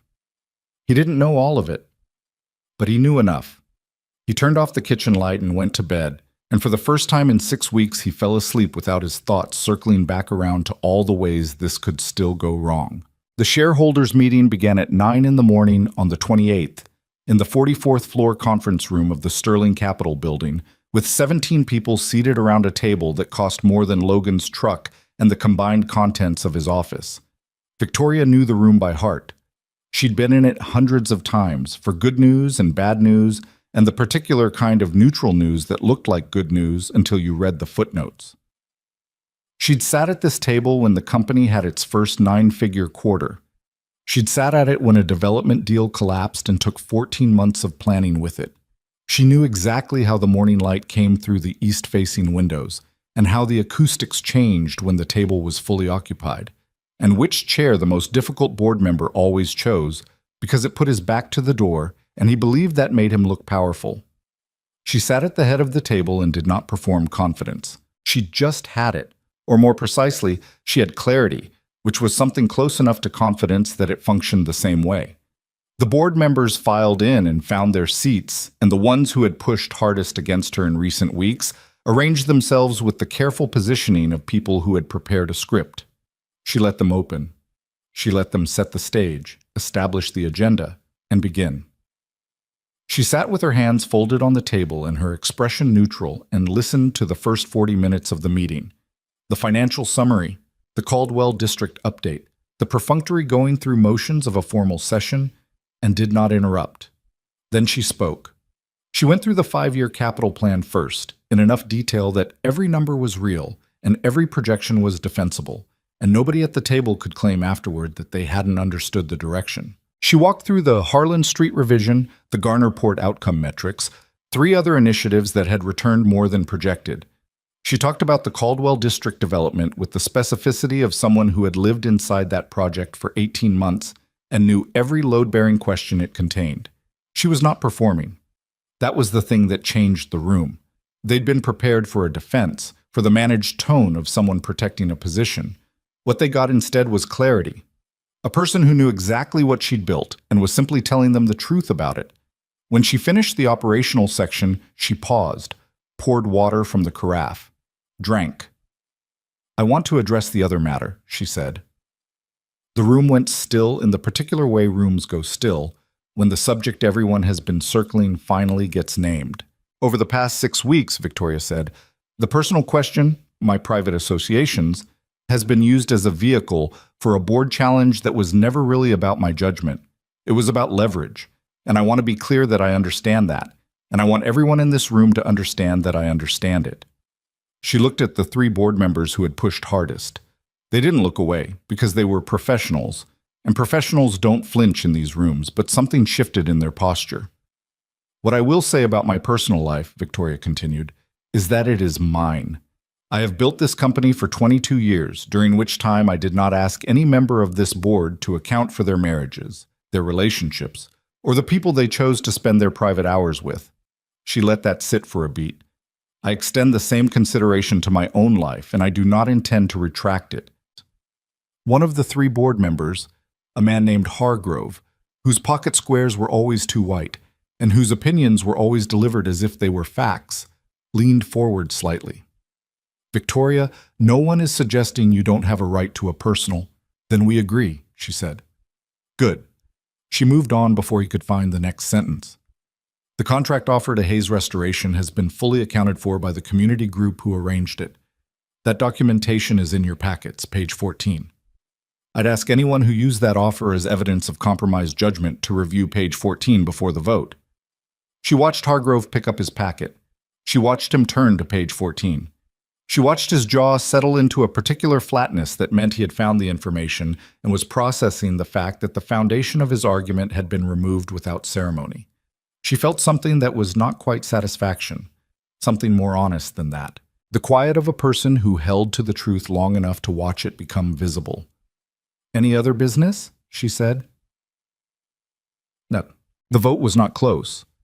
13-4 in favor of the existing leadership structure, which was as close to unanimous as that room ever produced on anything. The 4 dissenting votes came from predictable places and signified mostly that those 4 people would need time to adjust to the fact that the campaign had not worked. Victoria noted them without malice. People in rooms like that rarely change their fundamental positions. They just recalculated their approach. She'd deal with that when it arrived. She walked out of the conference room at 12:47, went to her office, closed the door, and sat in her chair. The room was quiet. The good acoustics, the wide windows, the city spread below in December gray. She sat there for a while without doing anything, not reviewing notes, not fielding calls, not calculating the next move, just sitting. She thought about Logan saying, "You're in the gap," and she thought that this was it, the gap. The held space between the last thing and whatever came next, where it was just her and the quiet she'd said she wanted, and the question of whether she actually knew what to do inside it. Her phone buzzed. How did it go? Not a question. He already knew it had gone well because she was texting, which meant she was intact. 13-4, she typed. A pause. Then, "Tell me about the 4. She almost laughed. She typed back later, "I'm in the gap." "Good," he wrote. "Stay there a while." She set the phone face down on her desk and looked at the window and thought that she was, for the first time in a very long time, entirely in her own life. Not managing it from a slight distance, not running the numbers on it, just in it. It was uncomfortable. It was also, she thought, the correct kind of uncomfortable, the kind that meant something real was present, and real things had weight, and you had to adjust your footing. She sat in it for another 20 minutes. Then she picked up her phone and called her assistant and cleared Saturday afternoon. Saturday came with thin winter light and cold that was serious about itself without being theatrical. The kind of cold that made the city feel more real, sharper edges, cleaner air, fewer people performing comfort they didn't feel. Logan had not told Maisie much. He'd said a friend was coming to visit, and they would go somewhere together, and Maisie had received this information with the same careful nonchalance she'd been practicing since Monday, which he recognized as the behavior of someone who cared very much and was attempting not to show it. She was dressed when Victoria arrived, which was notable because Maisie's standard Saturday state was pajamas until noon, a habit Logan had stopped fighting. She was wearing her yellow sweater, and her hair was in two braids that were slightly uneven because she'd done them herself and refused help. Victoria knocked at the apartment door at 2 o'clock. Logan opened it. She was in a dark coat, simple, her silver-threaded hair down. She looked slightly uncertain, which was the first time Logan had seen that expression on her, and which he found, without expecting to, deeply reassuring. The visible evidence that this mattered to her, that she hadn't arrived performing. "Hi," he said. "Hi," she said. It was the least sophisticated exchange they'd had in 2 months, and somehow the most honest. Maisie appeared at his elbow. She looked up at Victoria with the full focus attention she reserved for things she was seriously evaluating, and Victoria looked down at her, and for a moment neither of them said anything. Logan had the particular tension of a parent watching his child make a first impression in both directions simultaneously. "You're the lady," Maisie said. Victoria blinked. Then, "I suppose I am. Daddy said you know about buildings." "A little." Maisie appeared to weigh this. "I know more," she said, not unkindly. "Maisie," Logan said. "That's probably true," Victoria said. Her voice had a quality Logan hadn't heard before, slightly careful, slightly warm, like someone trying a step on uncertain ice and finding it solid. "Will you teach me?" Maisie considered this with the gravity of a person being asked to take on a mentee. "Maybe," she said. "We'll see." Logan closed his eyes briefly. When he opened them, Victoria was looking at him with an expression that said she was actively suppressing a real laugh and that she found his daughter somewhat extraordinary. "Come in," Logan said. Tub.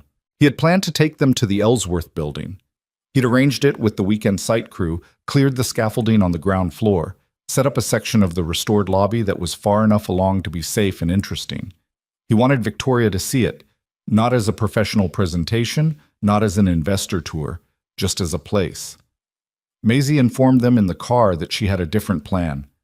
"I want to show her mine," she said from the back seat. Logan looked in the rearview mirror. "Your what?" "My building." She said it with the ownership that children use for things that are entirely in their heads and entirely real to them. "The one I showed you." He understood.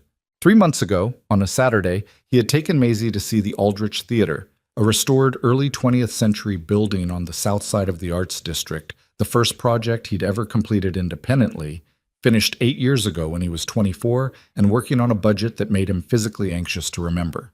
He'd taken her because she'd been drawing it from photographs, and he'd wanted her to see the actual thing. She had not forgotten it. "The Aldrich?" he said. "Yes." He looked at Victoria in the passenger seat. She was looking forward, and he could see the slight smile at the corner of her mouth. "I don't know this building," she said. "Then you should see it," Maisie said, with the tone of someone closing a discussion. "Daddy made it." He didn't argue. He drove to the Aldrich. Upset. The theater sat on Aldrich Street in the Arts District, which was not the wealthiest part of the city, and had never tried to be. A neighborhood of small galleries and repair shops and restaurants that had been there since before anyone thought the area was interesting. The kind of place that had survived 3 waves of gentrification by being too authentic to flip cleanly. The building itself was 3 stories of restored pre-war brick, with arched windows on the upper floor and a restored terracotta entablature above the main entrance that Logan had spent 11 weeks getting right because the original detail work was crumbling and he refused to replicate it in anything that wasn't period correct. The marquee lights were period-appropriate reproductions. The lobby doors were original hardware, rehung and resealed. It was a Saturday evening by the time they arrived, and the theater was between performances. Dark inside, but with the lobby lights on, casting warm amber out through the glass doors. The marquee was lit. Maisie got out of the car and stood on the sidewalk and looked up at it. "See," she said to Victoria, "the arches." Victoria stood beside her and looked up. Logan stood slightly back and watched both of them. "The terracotta," Victoria said slowly. "That's original?" "Reproduction. The original was deteriorated past restoration. We matched it from historic photographs and period catalogs." He moved to stand beside them. "Took about 3 times longer than we budgeted." "It shows, in the good sense." "The windows are original glass," Maisie said. She was pointing up. "Daddy says old glass has bubbles in it. You can see them if the light is right." Victoria leaned back slightly to look at the upper windows. "Does it?"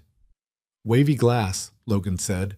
"Pre-war single pane. You can see the distortion along the edge when the light catches it." He paused. "Maisie spent about 30 minutes looking for the bubbles last time." "I found 7, Maisie said. "She found more than I expected," Logan said honestly. Victoria looked at the building for a long moment.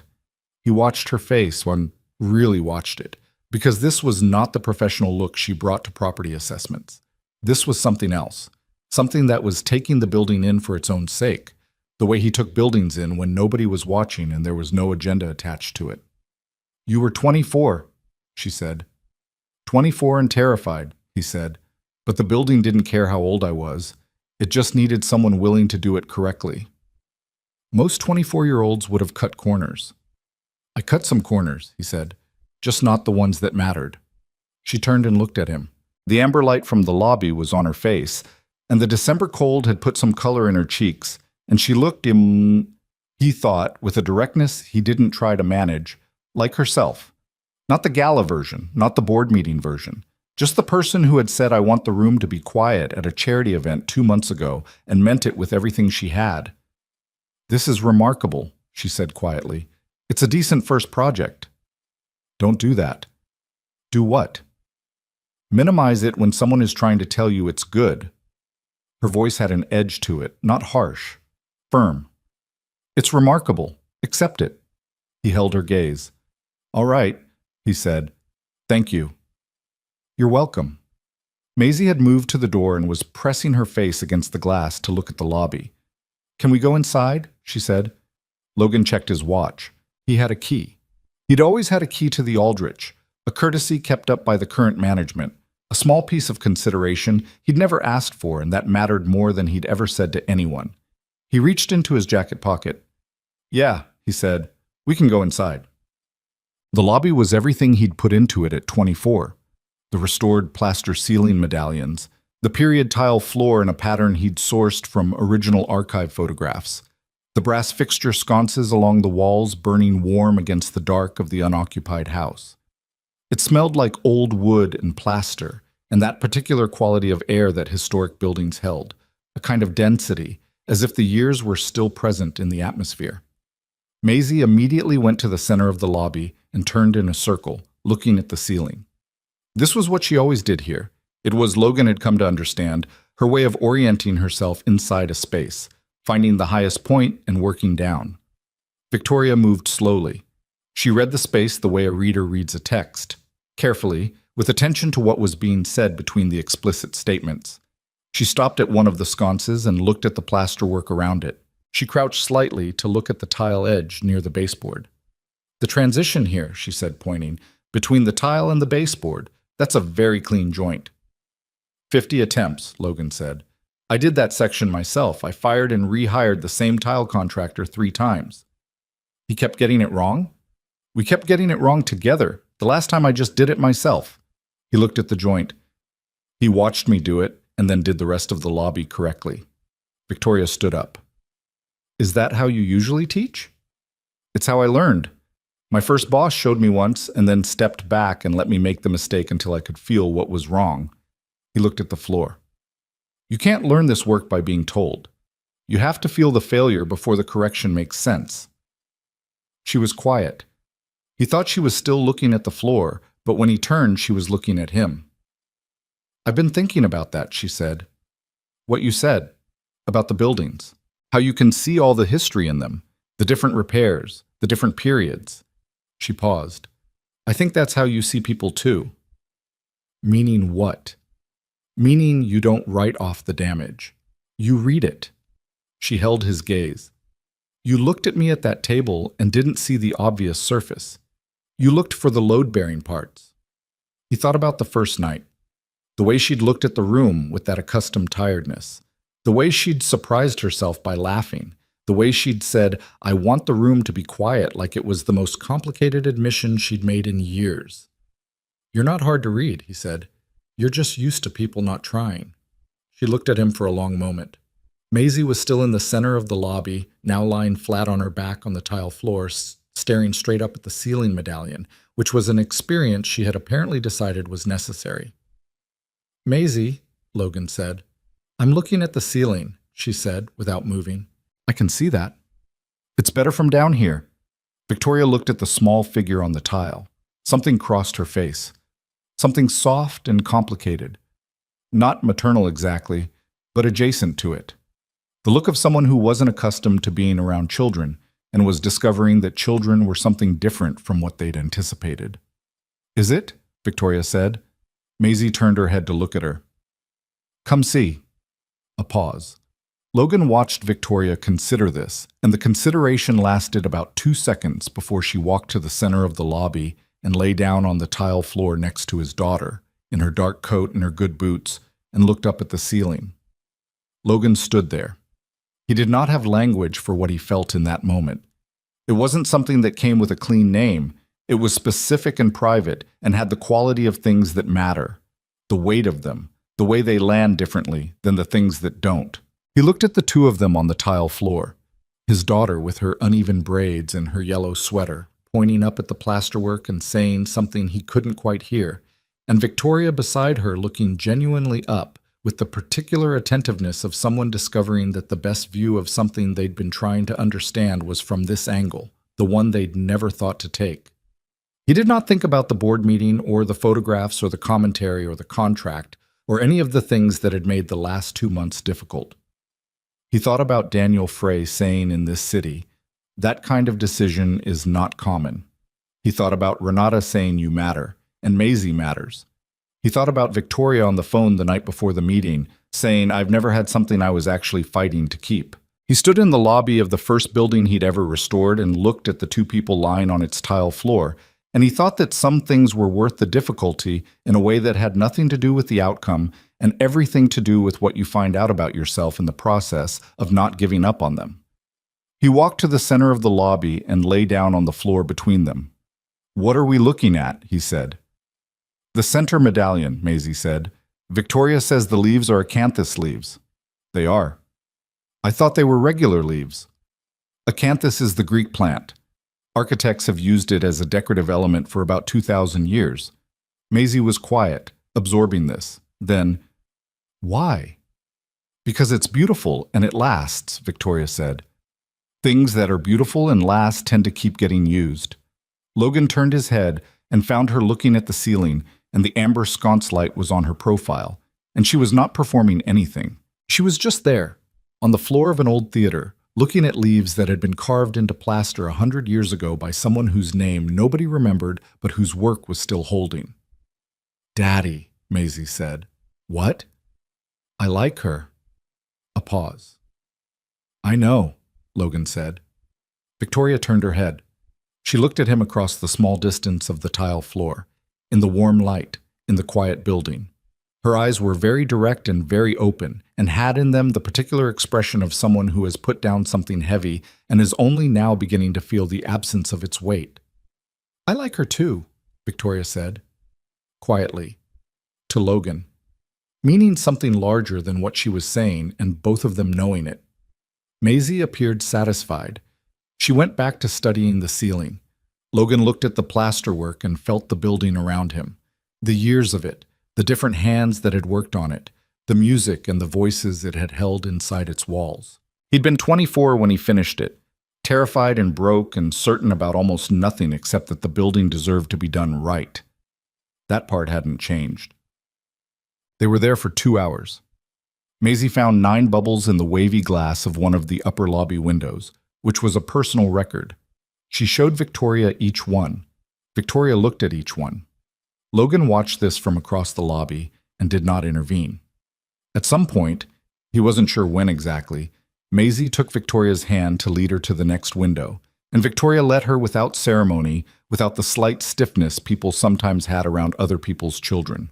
It was just a hand and a smaller hand and a 7-year-old saying, "Come look at this one," with all the authority of a person who knows exactly what's worth seeing. They left at dusk.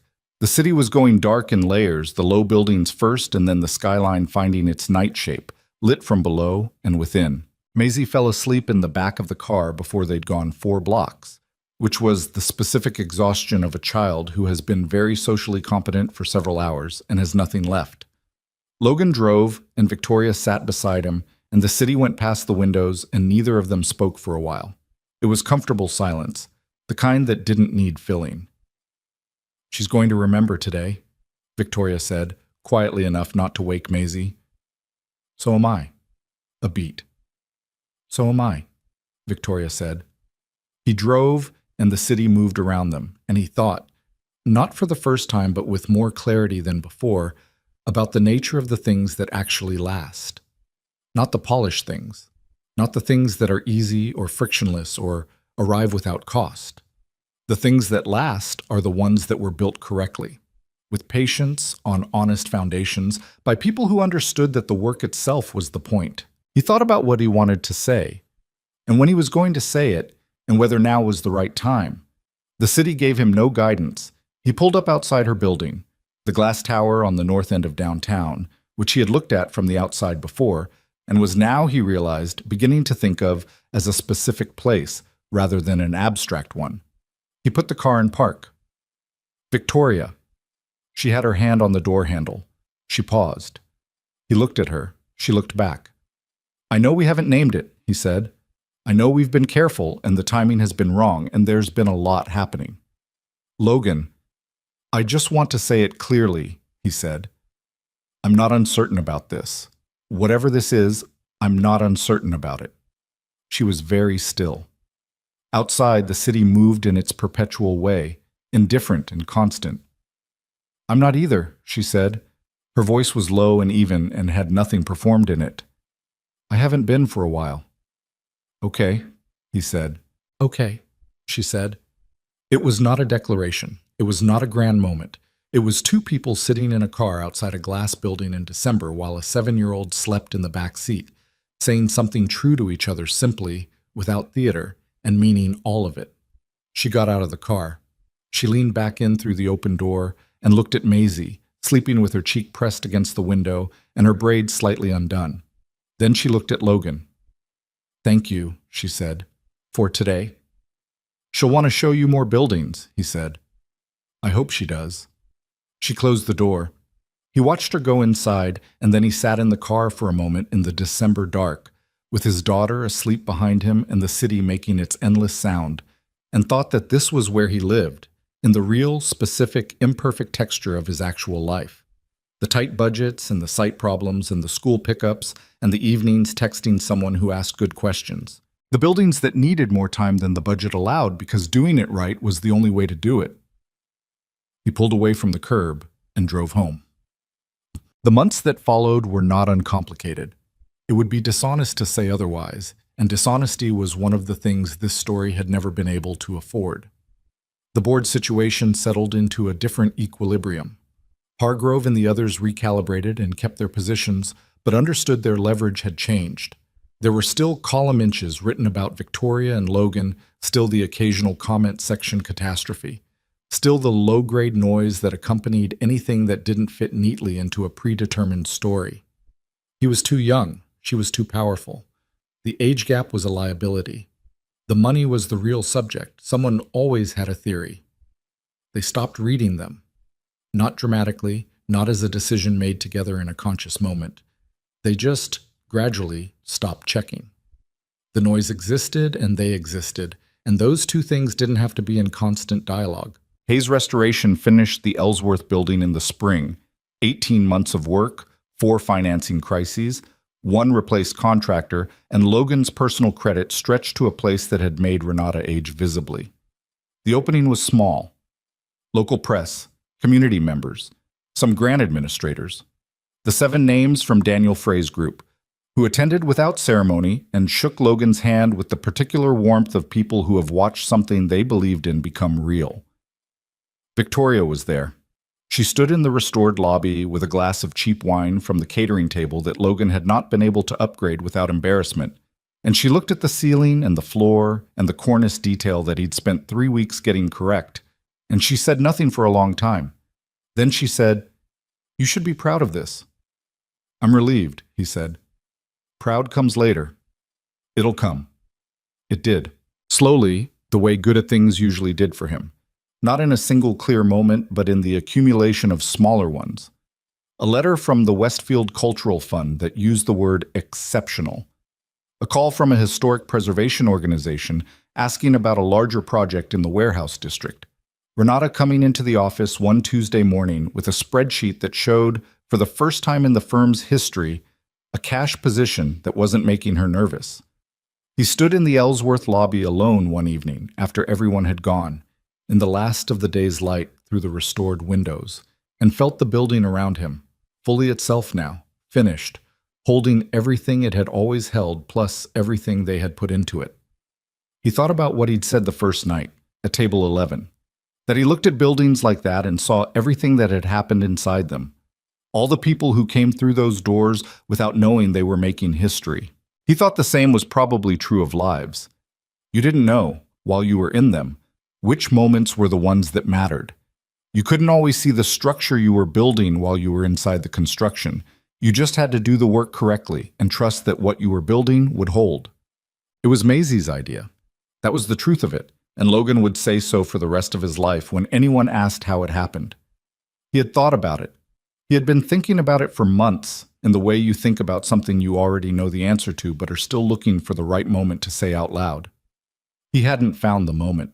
He'd been waiting for clarity, for the perfect configuration of timing and circumstances, for the feeling that everything was settled enough to add the weight of a question that large.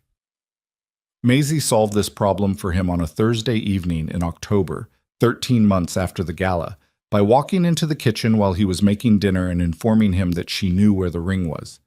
He turned from the stove. "I'm sorry?" "The ring." She said it with the patient clarity of someone explaining something to a person who is being slow. "In the box in your sock drawer. I found it 2 weeks ago." He stared at her. "I didn't touch it," she said preemptively. "I just looked." Maisie. "You should give it to her at the theater," she said. "She loves that building. She told me she thinks about it." She reached past him to take a piece of carrot from the cutting board. "I'll take her there. You be there already." "You'll—" He stopped. "How exactly are you going to take her to the theater?" Maisie chewed the carrot. "I'll ask her to take me. I'll tell her I want to show her the bubbles again." She was entirely matter-of-fact, the way she was about most plans she'd already fully constructed. "She'll say yes." "You've thought about this." "For a while," she said. "Are you going to say no?" He looked at his daughter, 7 years old, 8 now, with her straight-ahead opinions and her building drawings and the way she'd looked at Victoria the first afternoon, and said I like her with the simple finality of someone who had decided and was done deciding. "No," he said. "I'm not going to say no." She nodded, satisfied, and went back to her homework. He stood at the stove and thought that Maisie was still the most competent person in their apartment, and that this had probably always been the plan, and that the best thing he had ever done was raise someone who looked at the world and saw clearly what was worth keeping. It was a Saturday in late October when Maisie texted Victoria. She had her own phone by now, a development Logan had negotiated carefully, and said she wanted to show her something at the Aldrich.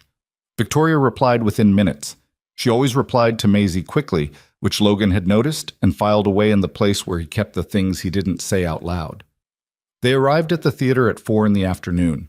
The fall light was low and amber, the kind that gilded old brick and made everything look like it had been there for 100 years, which the Aldrich had. The marquee was lit. Logan was inside. He'd been there for an hour. He'd walked the lobby twice, checked the sconce light quality, looked at the tile floor he'd laid himself at 24, and found it still correct. He stood near the center of the lobby when he heard Maisie's voice outside. The door opened. Maisie came in first, talking about the windows, which was a performance Logan recognized as deliberate misdirection. Victoria came in behind her, in a coat he'd seen before, her hair down. She was listening to Maisie with the full, genuine attention she'd given her since the first afternoon, and she didn't see Logan for a moment because Maisie was pointing toward the upper windows and talking about the angle of light. Then she saw him. She stopped. Maisie had already moved toward the windows, her role concluded, casually and completely. She knew exactly what she'd done. She stood at the far end of the lobby and became very interested in the wavy glass. Logan stood in the center of the lobby, in the amber light of the building he'd first made right when he was 24 and terrified, and looked at Victoria. She stood very still, and there was something in her face he hadn't seen before. Not uncertainty, not the careful management. Something open. Something that knew. He crossed the tile floor. He stopped in front of her. He thought about what to say and decided that the best thing, the true thing, was simple. "I've been waiting for the right moment," he said. "I think this is it." He reached into his jacket pocket. "I'm not going to tell you this is easy," he said. "I know it isn't. I know what you'd be taking on, and I know what I'm asking. I know my life is small in some ways. It's a tight firm and a specific kind of work, and a daughter who is going to run circles around us both." He paused. "But it's real. Everything in it is real, and the part that includes you is the realest it's ever been." Victoria's eyes were very bright. She was not crying. She was doing that thing she did sometimes when something landed in the undefended place, very still, very present, not managing anything. He opened the box. "Victoria Sterling," he said. "Will you stay?" She looked at the ring. She looked at him. Something moved across her face. Not a performance, not a calculation, just the actual feeling, arriving without protection. "You said stay," she said. "I meant it that way. Not marry me. That too. But mostly, stay." He held her gaze. "Stay in the gap. Stay in the quiet. Stay in the apartment when Maisie is arguing about bedtime, and in the coffee shop when there's no agenda, and in the buildings when there's something worth looking at." He paused. "Stay." She looked at him for a long moment. The amber light held them both. "Yes," she said. And then, as if once wasn't sufficient, "Yes." He put the ring on her finger, and his hands were not entirely steady, which she didn't comment on, and her hands were not entirely steady either, which he didn't comment on. And then she put both hands on his face and looked at him in the way she looked at things she was taking in for real, the full attention, the no calculation look. And he looked back. Maisie's voice came from across the lobby. "I found 11 bubbles." They both looked at her. She had her face pressed to the lower corner of the window, not looking at them at all, with the elaborate non-attention of a child who has done something successful and is being very professional about it. "Good job," Logan said. "I know," she said. Victoria laughed, the real one, the one that surprised her. And Logan felt it against his hands and thought that this, exactly this, was what all the difficult things had been holding up. Not a perfect version of anything. Just this, the real laugh, the uneven braids, the wavy glass with 11 bubbles, the building that had been done right by someone who was 24 and scared and refused to do it any other way. He had learned a long time ago, from buildings and from loss and from the particular education of raising a person who saw the world more clearly than he did, that the things worth having were never the things that came easily. They were the things you built carefully, in the right order, on foundations that could hold weight. They were the things you maintained, the things you kept choosing to get right even when the budget was tight and the timeline was impossible and everyone around you thought you were being unreasonable.